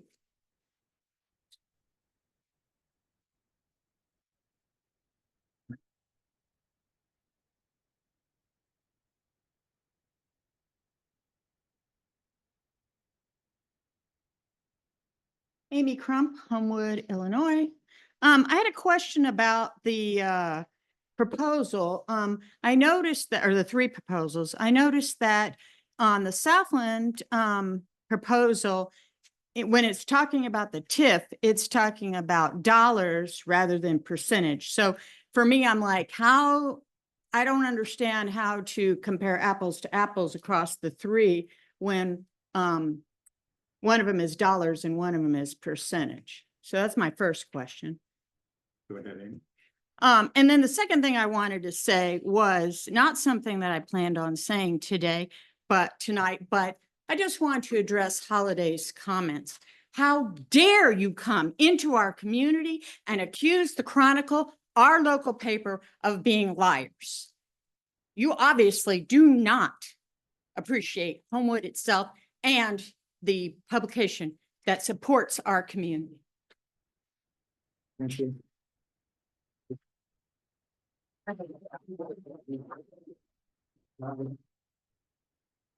Note of clarification, would you care to give your relationship with the Chronicle? I am the wife of the Chronicle, the editor, the same publications you've used 3 times in your talk of lying and misrepresenting the Holiday. Thank you. Yes, ma'am.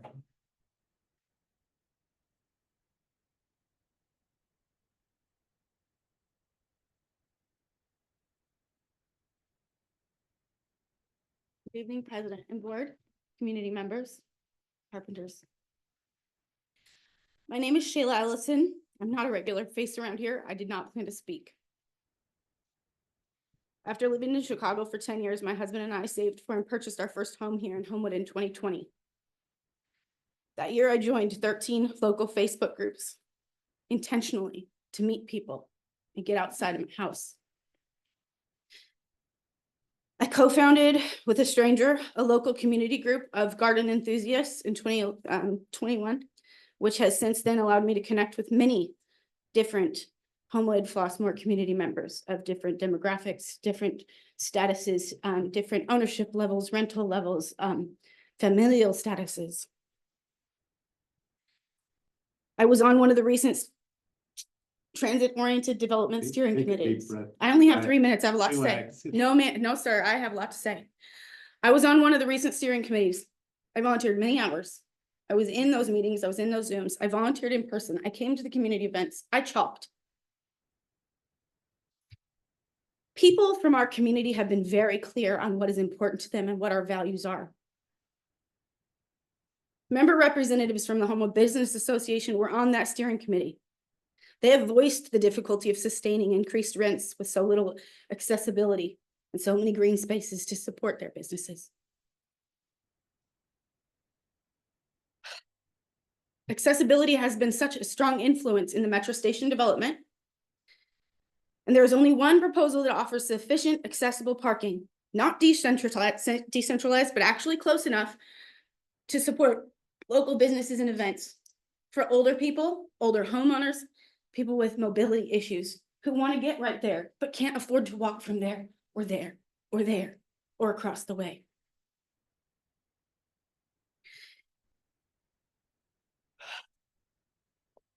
As a homeowner, I chose to purchase here because of the diversity combined with the Homewood Flossmoor School District's academic and athletic rankings for my child to grow up in a unique and intentional community. And I have found that to be very rewarding.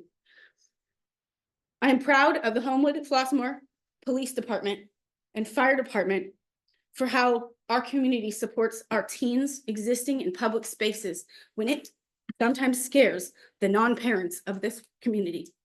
It is a fine, difficult line we walk. I thank you for your support of our youth. Part of supporting our youth is green spaces and third spaces. And two of these proposals offer sufficient third spaces and green spaces. I'm thankful to be in a place where we treat each other with kindness and respect, and we show up for one another. Ma'am, your time is up. Thank you for your time. Thank you.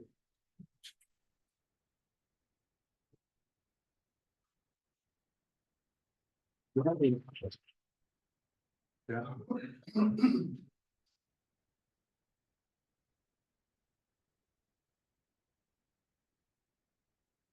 I heard a couple of the proposals, and so at the end, I'll have a question. A couple of the proposals talked about the key to improving things in the south suburbs is to bring in more housing. Another individual that was up here stated, bring in more people to help share the tax base. Now, unless I misunderstand something, and that's really what I'm hearing, maybe I misunderstand something. About 120 units coming in, and renters don't pay property tax. The building owners pay the property tax. So as I'm up here tonight, and this is going to be in a TIF district. So the building owner pays the taxes into the TIF district, and that money goes to either construction expenses or the village, right? So 200, maybe more people coming to town, maybe children that need to go to the schools, people who want to use the park district, people who want to use the library, but they get no money for this increase in people, if I understand that properly. So I think that's correct. All these people coming to town, the village gets money, the developer gets money, but the other taxing bodies get, in my understanding, zero. One proposal said, we're going to reduce our TIF from 8 million to 3 million. So my question is, that's $5 million that's going to be freed up. And I still don't think that's going to go to any other taxing bodies. It's going to go to either the village or the developer. So correct me if I got the story a little mixed up, and maybe some money could help our schools, some money could help our park district, some money can help our libraries. If that's possible, let me know, because my tax bill went up by 37%, my property tax, right? 37% in the last 2 years. So we have a lot of people coming to town, gonna use a lot of things in town. Maybe we need more teachers, but the schools get no money. Maybe we need some help at the library, no money. Maybe the park district wants to put on some more programs for the people coming to town, no money. Where am I mixed up? I'll just leave it at that. Thank you.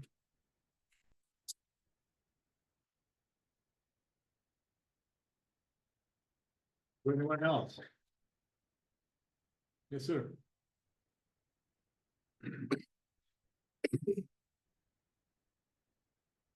Mayor, I'm a preacher, but I won't be long. Good evening, and thank you for the opportunity to speak. My name is Eric Hampton, and I grew up here. I'm a product of Churchill, James Hart, and HF. My childhood in Homewood was meaningful, so much so that my wife and I made the decision to move our boys back here. We love this community. We love the parks, the schools, everything. And that's why I'm here tonight. I'm not opposed to growth. Communities should grow, but growth should strengthen the people who already live here, not make it a little bit harder for them to remain here. Many residents I've spoken to share two major concerns: parking and affordability. Parking downtown already is tight. Seniors rely on nearby parking to access the businesses. Small businesses depend on convenient access for customers. Commuters already compete daily for limited space near the metro station. So if we increase density while losing parking, that pressure will simply spill into the surrounding streets. The second concern is housing affordability. I'm hearing, and I may be wrong, but I'm hearing that these apartments could rent for around $4,000 a month. I would not be able to afford that, although I'm well paid. We want to understand how this development strengthens the community we already have while planning wisely for the one we're becoming. So respectfully, before this project moves forward, I ask the board to consider these three things: a public parking and traffic study, I believe I've heard that already, plans that protect existing parking capacity, and serious consideration of workforce or attainable housing. In my conclusion, I wouldn't be long, told you. Homewood has always been a place where people can build a life. My hope is that I will be able to retire here, and if my boys choose to, they will be able to afford housing here. Thank you. Thank you.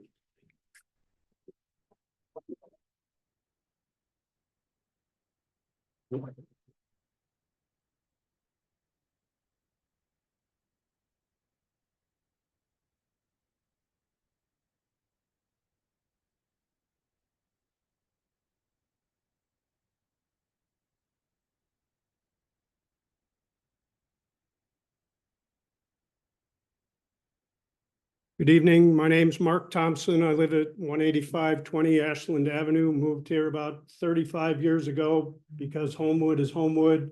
It's connected to the train station where I was able to commute downtown for 11 years.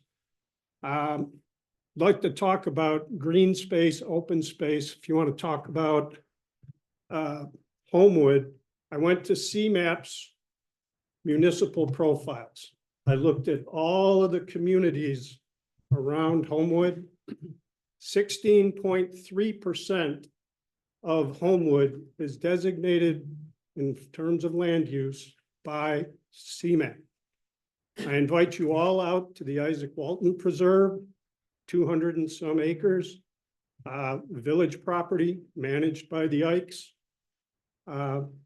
Please enjoy the Irwin Park. That's where we started our high school lacrosse program as a youth program. We're now celebrating our 21st year. And it's because of the Park District and all of you that are here that we have been as successful as we have in bringing sports to youth and the outdoors. That is, in a lot of ways, when you can convert a funeral home into a science center, that tells me that I'm living in the right place. We did not run away when grade centers came. My wife taught at Willow School for over 20 years. We're not going anywhere. And the village will make the right decision. Thank you. Thank you. Is there anyone else?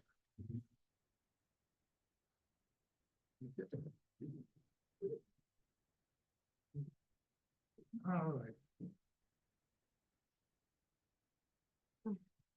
I've reviewed all of the latest concepts and I've listened to tonight's presentations.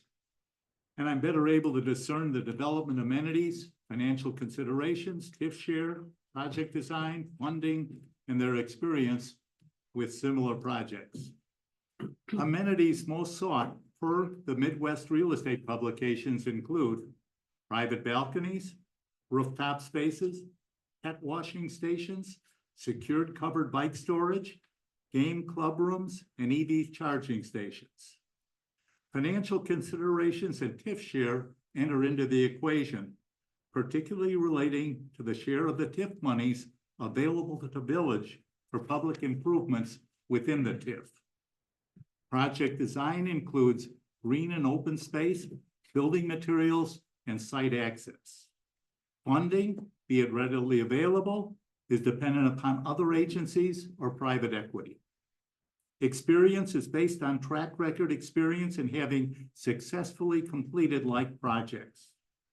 All of the projects have a level of addressing the above, and I appreciate their proposals. However, I feel, and I strongly feel, Holiday Development has the ability, background, and understanding to deliver a high-quality development. On February 10th, the village board had chosen Holiday as the preferred developer, and I support that decision this evening. With that, we'll open it up for board comments. Trustee Harris Jones.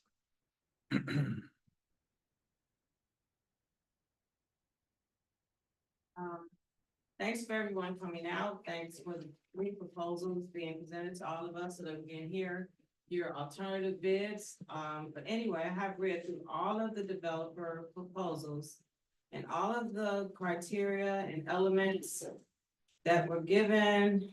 I appreciate the high quality of materials and high development team experience for this project. In my opinion, Holiday is a developer to take Homewood forward into the future, where all walks of life, including young, retired, empty nesters, will live in our community and go forward. I'm open to hear the opinion of the village board. Trustee Willis. I have supported this TOD project because I firmly believe that it will lead to a stronger, more resilient Homewood. I know that it's a major change and it's not to everyone's liking. But I think projects, forward-thinking projects like this are one of the many reasons this community is the main reason, but projects like this are one of the many reasons that Homewood stands out from the surrounding communities.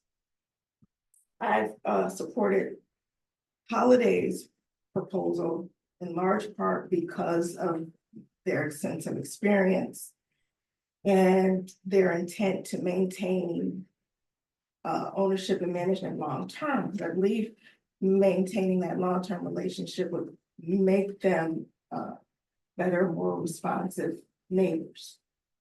And I saw the evidence of that in the adjustments they made to the initial proposal. They listened to the concerns of the residents, and eliminated some of the larger units that carry higher rents, which everyone was opposed to. They increased the outdoor gathering space and added some parking. I've examined all the proposals and I still believe that Holidays is the best option and it's the one I support. Trustee Hyperman. I really prepared nothing to talk about, and I knew that I was going to listen and then I was going to come up with something. I'm speaking from notes I've made tonight. And it's may not be coherent. I'm gonna do the best I can. Quickly regarding the emails and the ones that I didn't see. I really don't believe that affects my thoughts. I have seen I've seen lots of them. Many of them were sent to me. The ones that I didn't receive, I've seen a lot of direct mails. There was a certain class, if they went to multiple at one time and whatever it is, it got in the way of things, but it does not, it doesn't get in the way of my having a clear sense of how the community feels. And I'll address a little bit more of that during our general board discussion, as it doesn't necessarily relate to this project. I'm just going to pull out the bullet points as I've written here.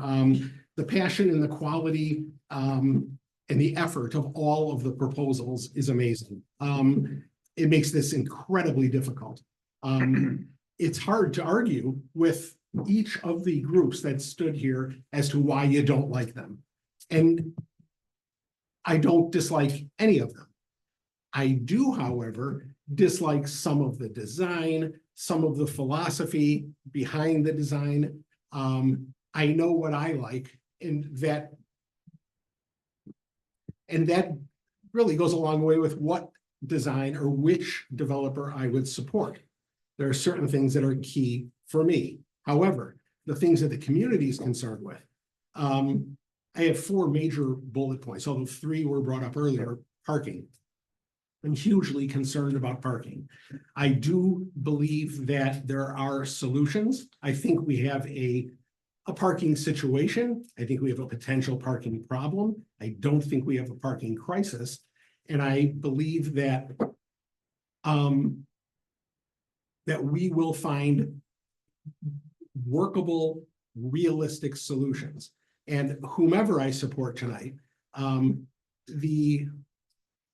giving the board, or at least giving the staff the directive to go forward with a developer, there's a lot still to come regarding direct community engagement in design and many of the details that'll go on. The parking, however, I'm really concerned that some of the agreements are not in place. And despite I will support a developer tonight, because I do believe in the project in general. When it comes back to us, I direct the staff when as we're directing tonight to create this redevelopment agreement, also bring to us a more, I'll say, a comprehensive and an executed plan for how we're going to deal with some of the parking issues. The affordability issue. Philosophically, I think the market drives what the market is going to drive, and I'm going to sort of leave that alone. I think so many of the comments and on all the emails that I saw and the Facebook posts, and I received very few direct comments from people, like personally, phone calls, visits, etc. However, when I saw that it was a $4,000 figure and a $5,000 figure were thrown out there for public banter, it really incensed me. It made all of the arguments or feelings that people had, it was sort of negated their arguments because of the fact that whereas people are talking about $4,500 rents, the reality is the rents really average about $2,300 per month. So things were so misled that it was simply annoying. In fact, there was a Facebook post yesterday morning early, and 40 comments, but all predicated on misinformation and talking about, again, the $4,000 rents.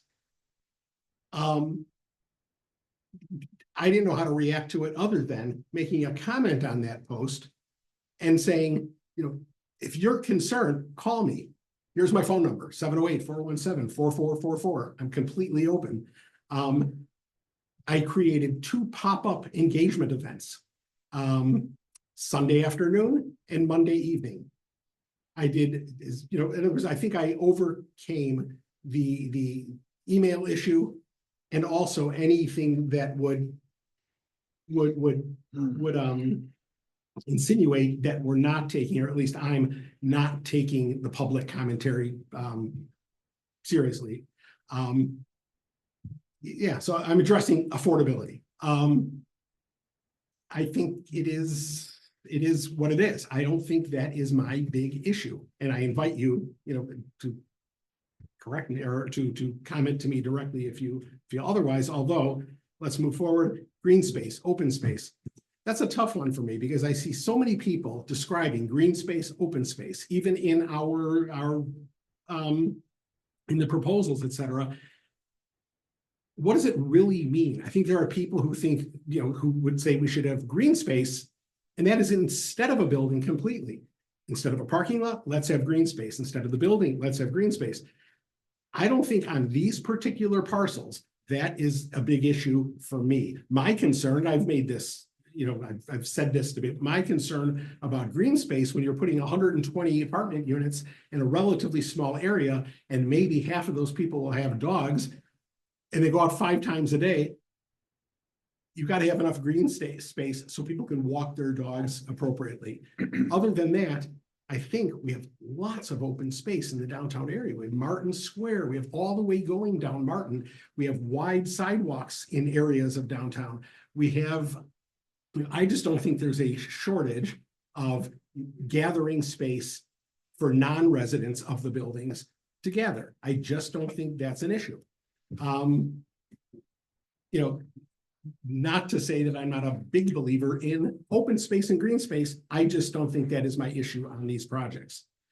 The issue with respect to the carpenters that are here, I encourage everyone to bid out their projects and get the best contractors, the best you can get. I don't think it's our place to specifically say this has to be with local so-and-so. That's how I feel about it. I think the best contractors will bid and they'll be chosen.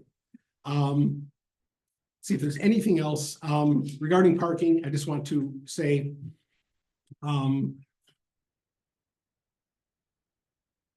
I, by the way, think that Holiday is the best proposal.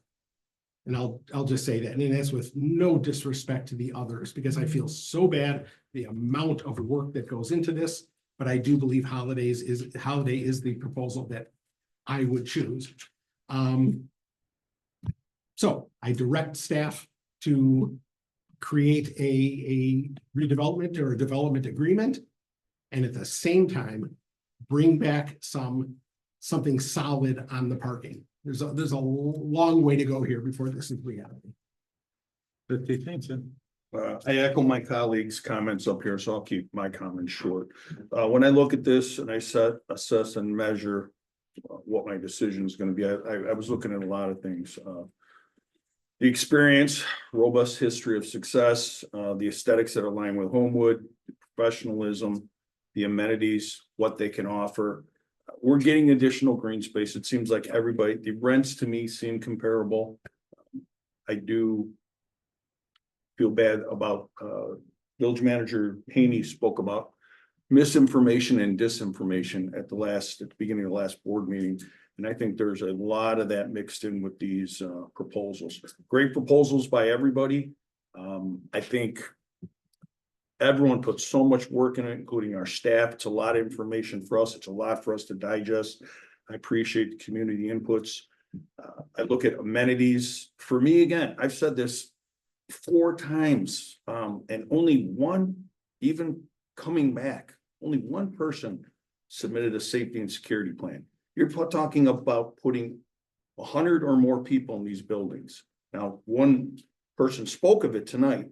But the first time I brought that up and said that, was there any thought of that? One person. responded to that.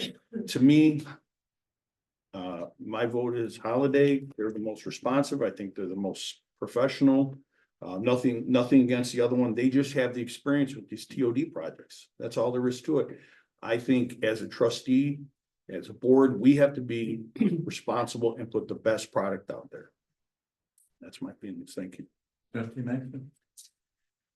So this has been really, it's a tough decision. This is what we signed up for. And I really appreciate everybody's input. I have responded to some emails. I will respond to more and continue to do so. Because I've seen them and I've heard and I've listened and I'm a resident. And, so I make my decision as a resident based on what I think is best for us and our community. I am extremely concerned about the parking situation.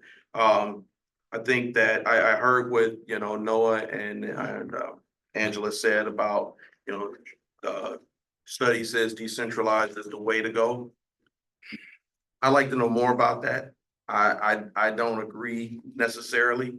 I think that centralized parking is something that this community has always had and experienced. And so it'd be a big behavior change to do a decentralized parking, especially with the amount of investment that is coming into downtown, the new businesses and developments that we have. I really feel very strongly about there being a comprehensive parking plan before we move forward with an actual signing of a redevelopment agreement. At this point, we are going forward with a redevelopment agreement. I will not sign a redevelopment agreement after it's completed if there is not actual parking accommodations made that are suitable for the community. With that said, my decision is based fully and totally on the level of experience, the experience with putting these buildings up. And so I'm choosing Holiday as well. Trustee Bowman. Okay, well, I wrote notes because if anyone knows me, they know that I have a hard time biting my tongue off the cuff. So I would like to address the fact that this is continually or repeatedly been called misinformation, and Drew claimed that it was unfair that there was a headline that and it's been said that it's misinformation. The previous proposal from Holiday had $4,400 as a 2-bedroom apartment. That was not misinformation. That was in their proposal. It was reported accurately by the HF Chronicle, and that upset our community. You changed the proposal, so now it's not the current information, but when it was presented before, it was accurate information. Okay. First, I want to thank everybody for all of your comments and for coming out in your emails. And everywhere I have gone, I have spent a lot of time on this development over the last month. Everywhere I have gone, I have asked people for their opinion. I have engaged in a lot of conversations in our community, and I appreciate everyone having those conversations with me, from the Willow School office to the business owners, to everyone that would talk to me about it. Tonight, we're being asked to move forward with a redevelopment agreement that bundles 2 very different projects. These projects have been tied together to make them more attractive to developers, and I strongly disagree that they should be treated as a package deal. The Matrix building clearly needs redevelopment, and I believe that project should move forward without the Village Hall parking lot being developed. These are 2 very different properties with very different impacts on our community. Separating them would allow us to continue making progress while also making sure we are thoughtful about a decision that permanently changes the use of a major public asset.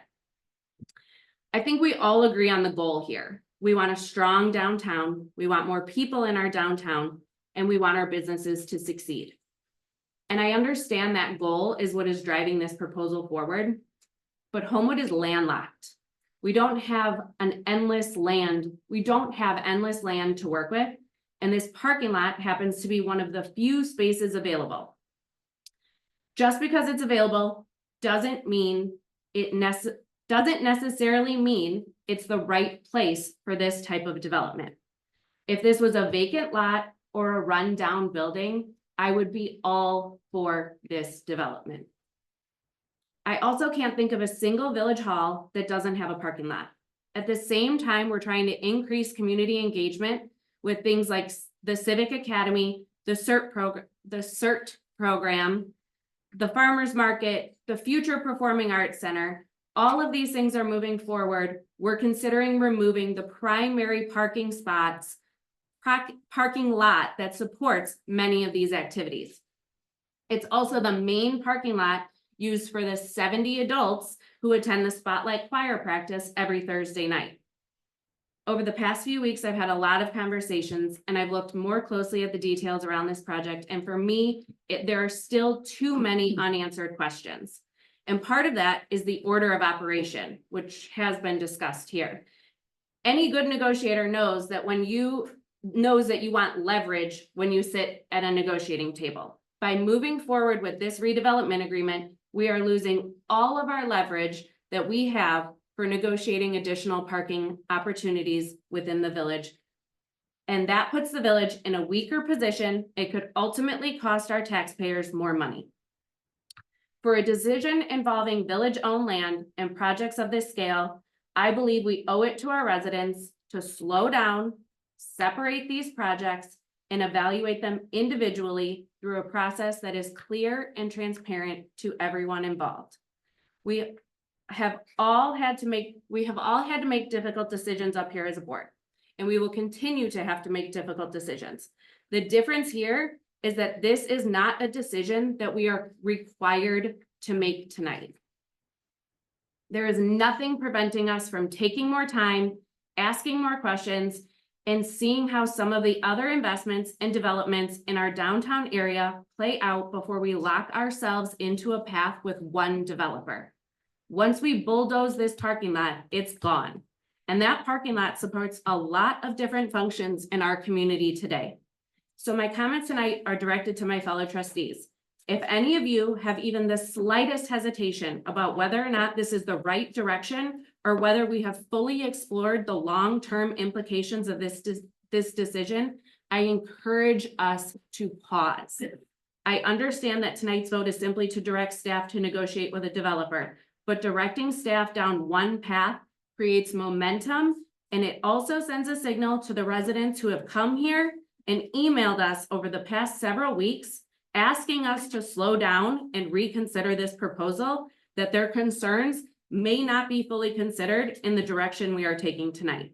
There is nothing wrong with taking a step back, asking more questions, and making sure we are completely confident before moving forward.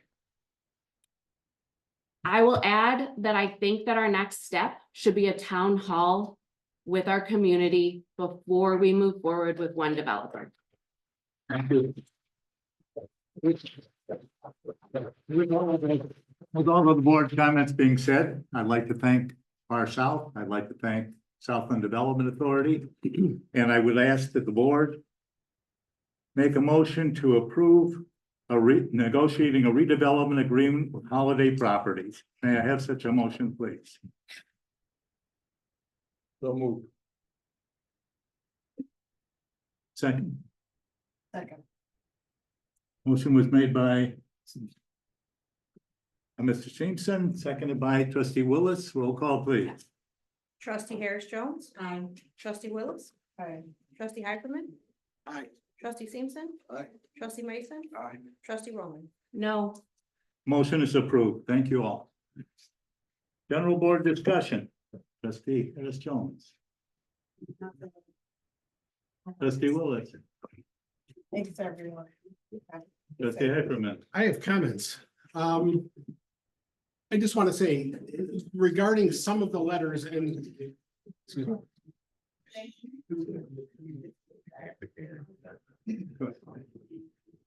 Okay, I'm going to go ahead. Some of the people that I wanted to directly comment to have left the room, one being Casey, one being Liz Vermecke.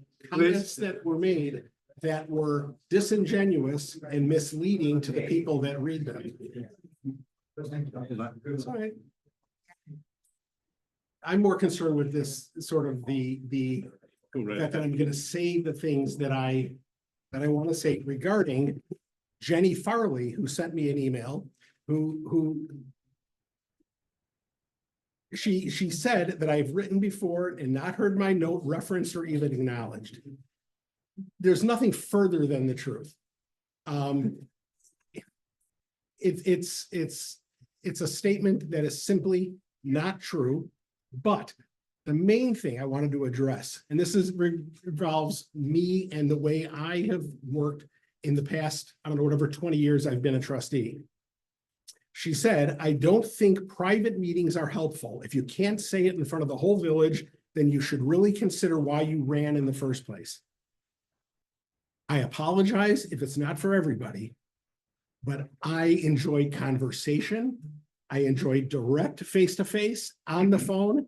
I don't sit behind a keyboard. I'm not great at long texts and, well-crafted emails, but I am available and always have been for direct discussion. And if you feel that the board isn't hearing you, then at least this board member, I implore, reconsider Jenny Farley, that private meetings, whether they're helpful or not, there's nothing that I can't say in public, on camera.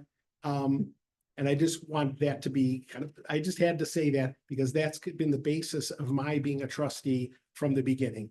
If there's a big issue, contact me directly. I do listen. Thank you, trustee Simpson. No comment, sir. Trustee Mason. No, sir. Trustee Rowan. No.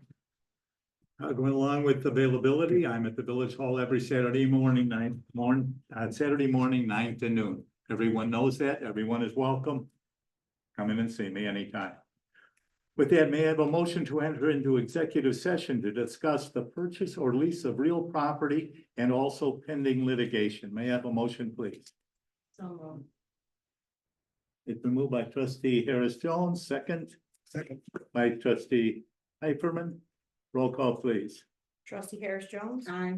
Trustee Hyperman. Aye. Trustee Simpson. Aye. Trustee Mason. Aye. Trustee Roll. Aye. We are going into executive session. We'll take a short recess first. For the record,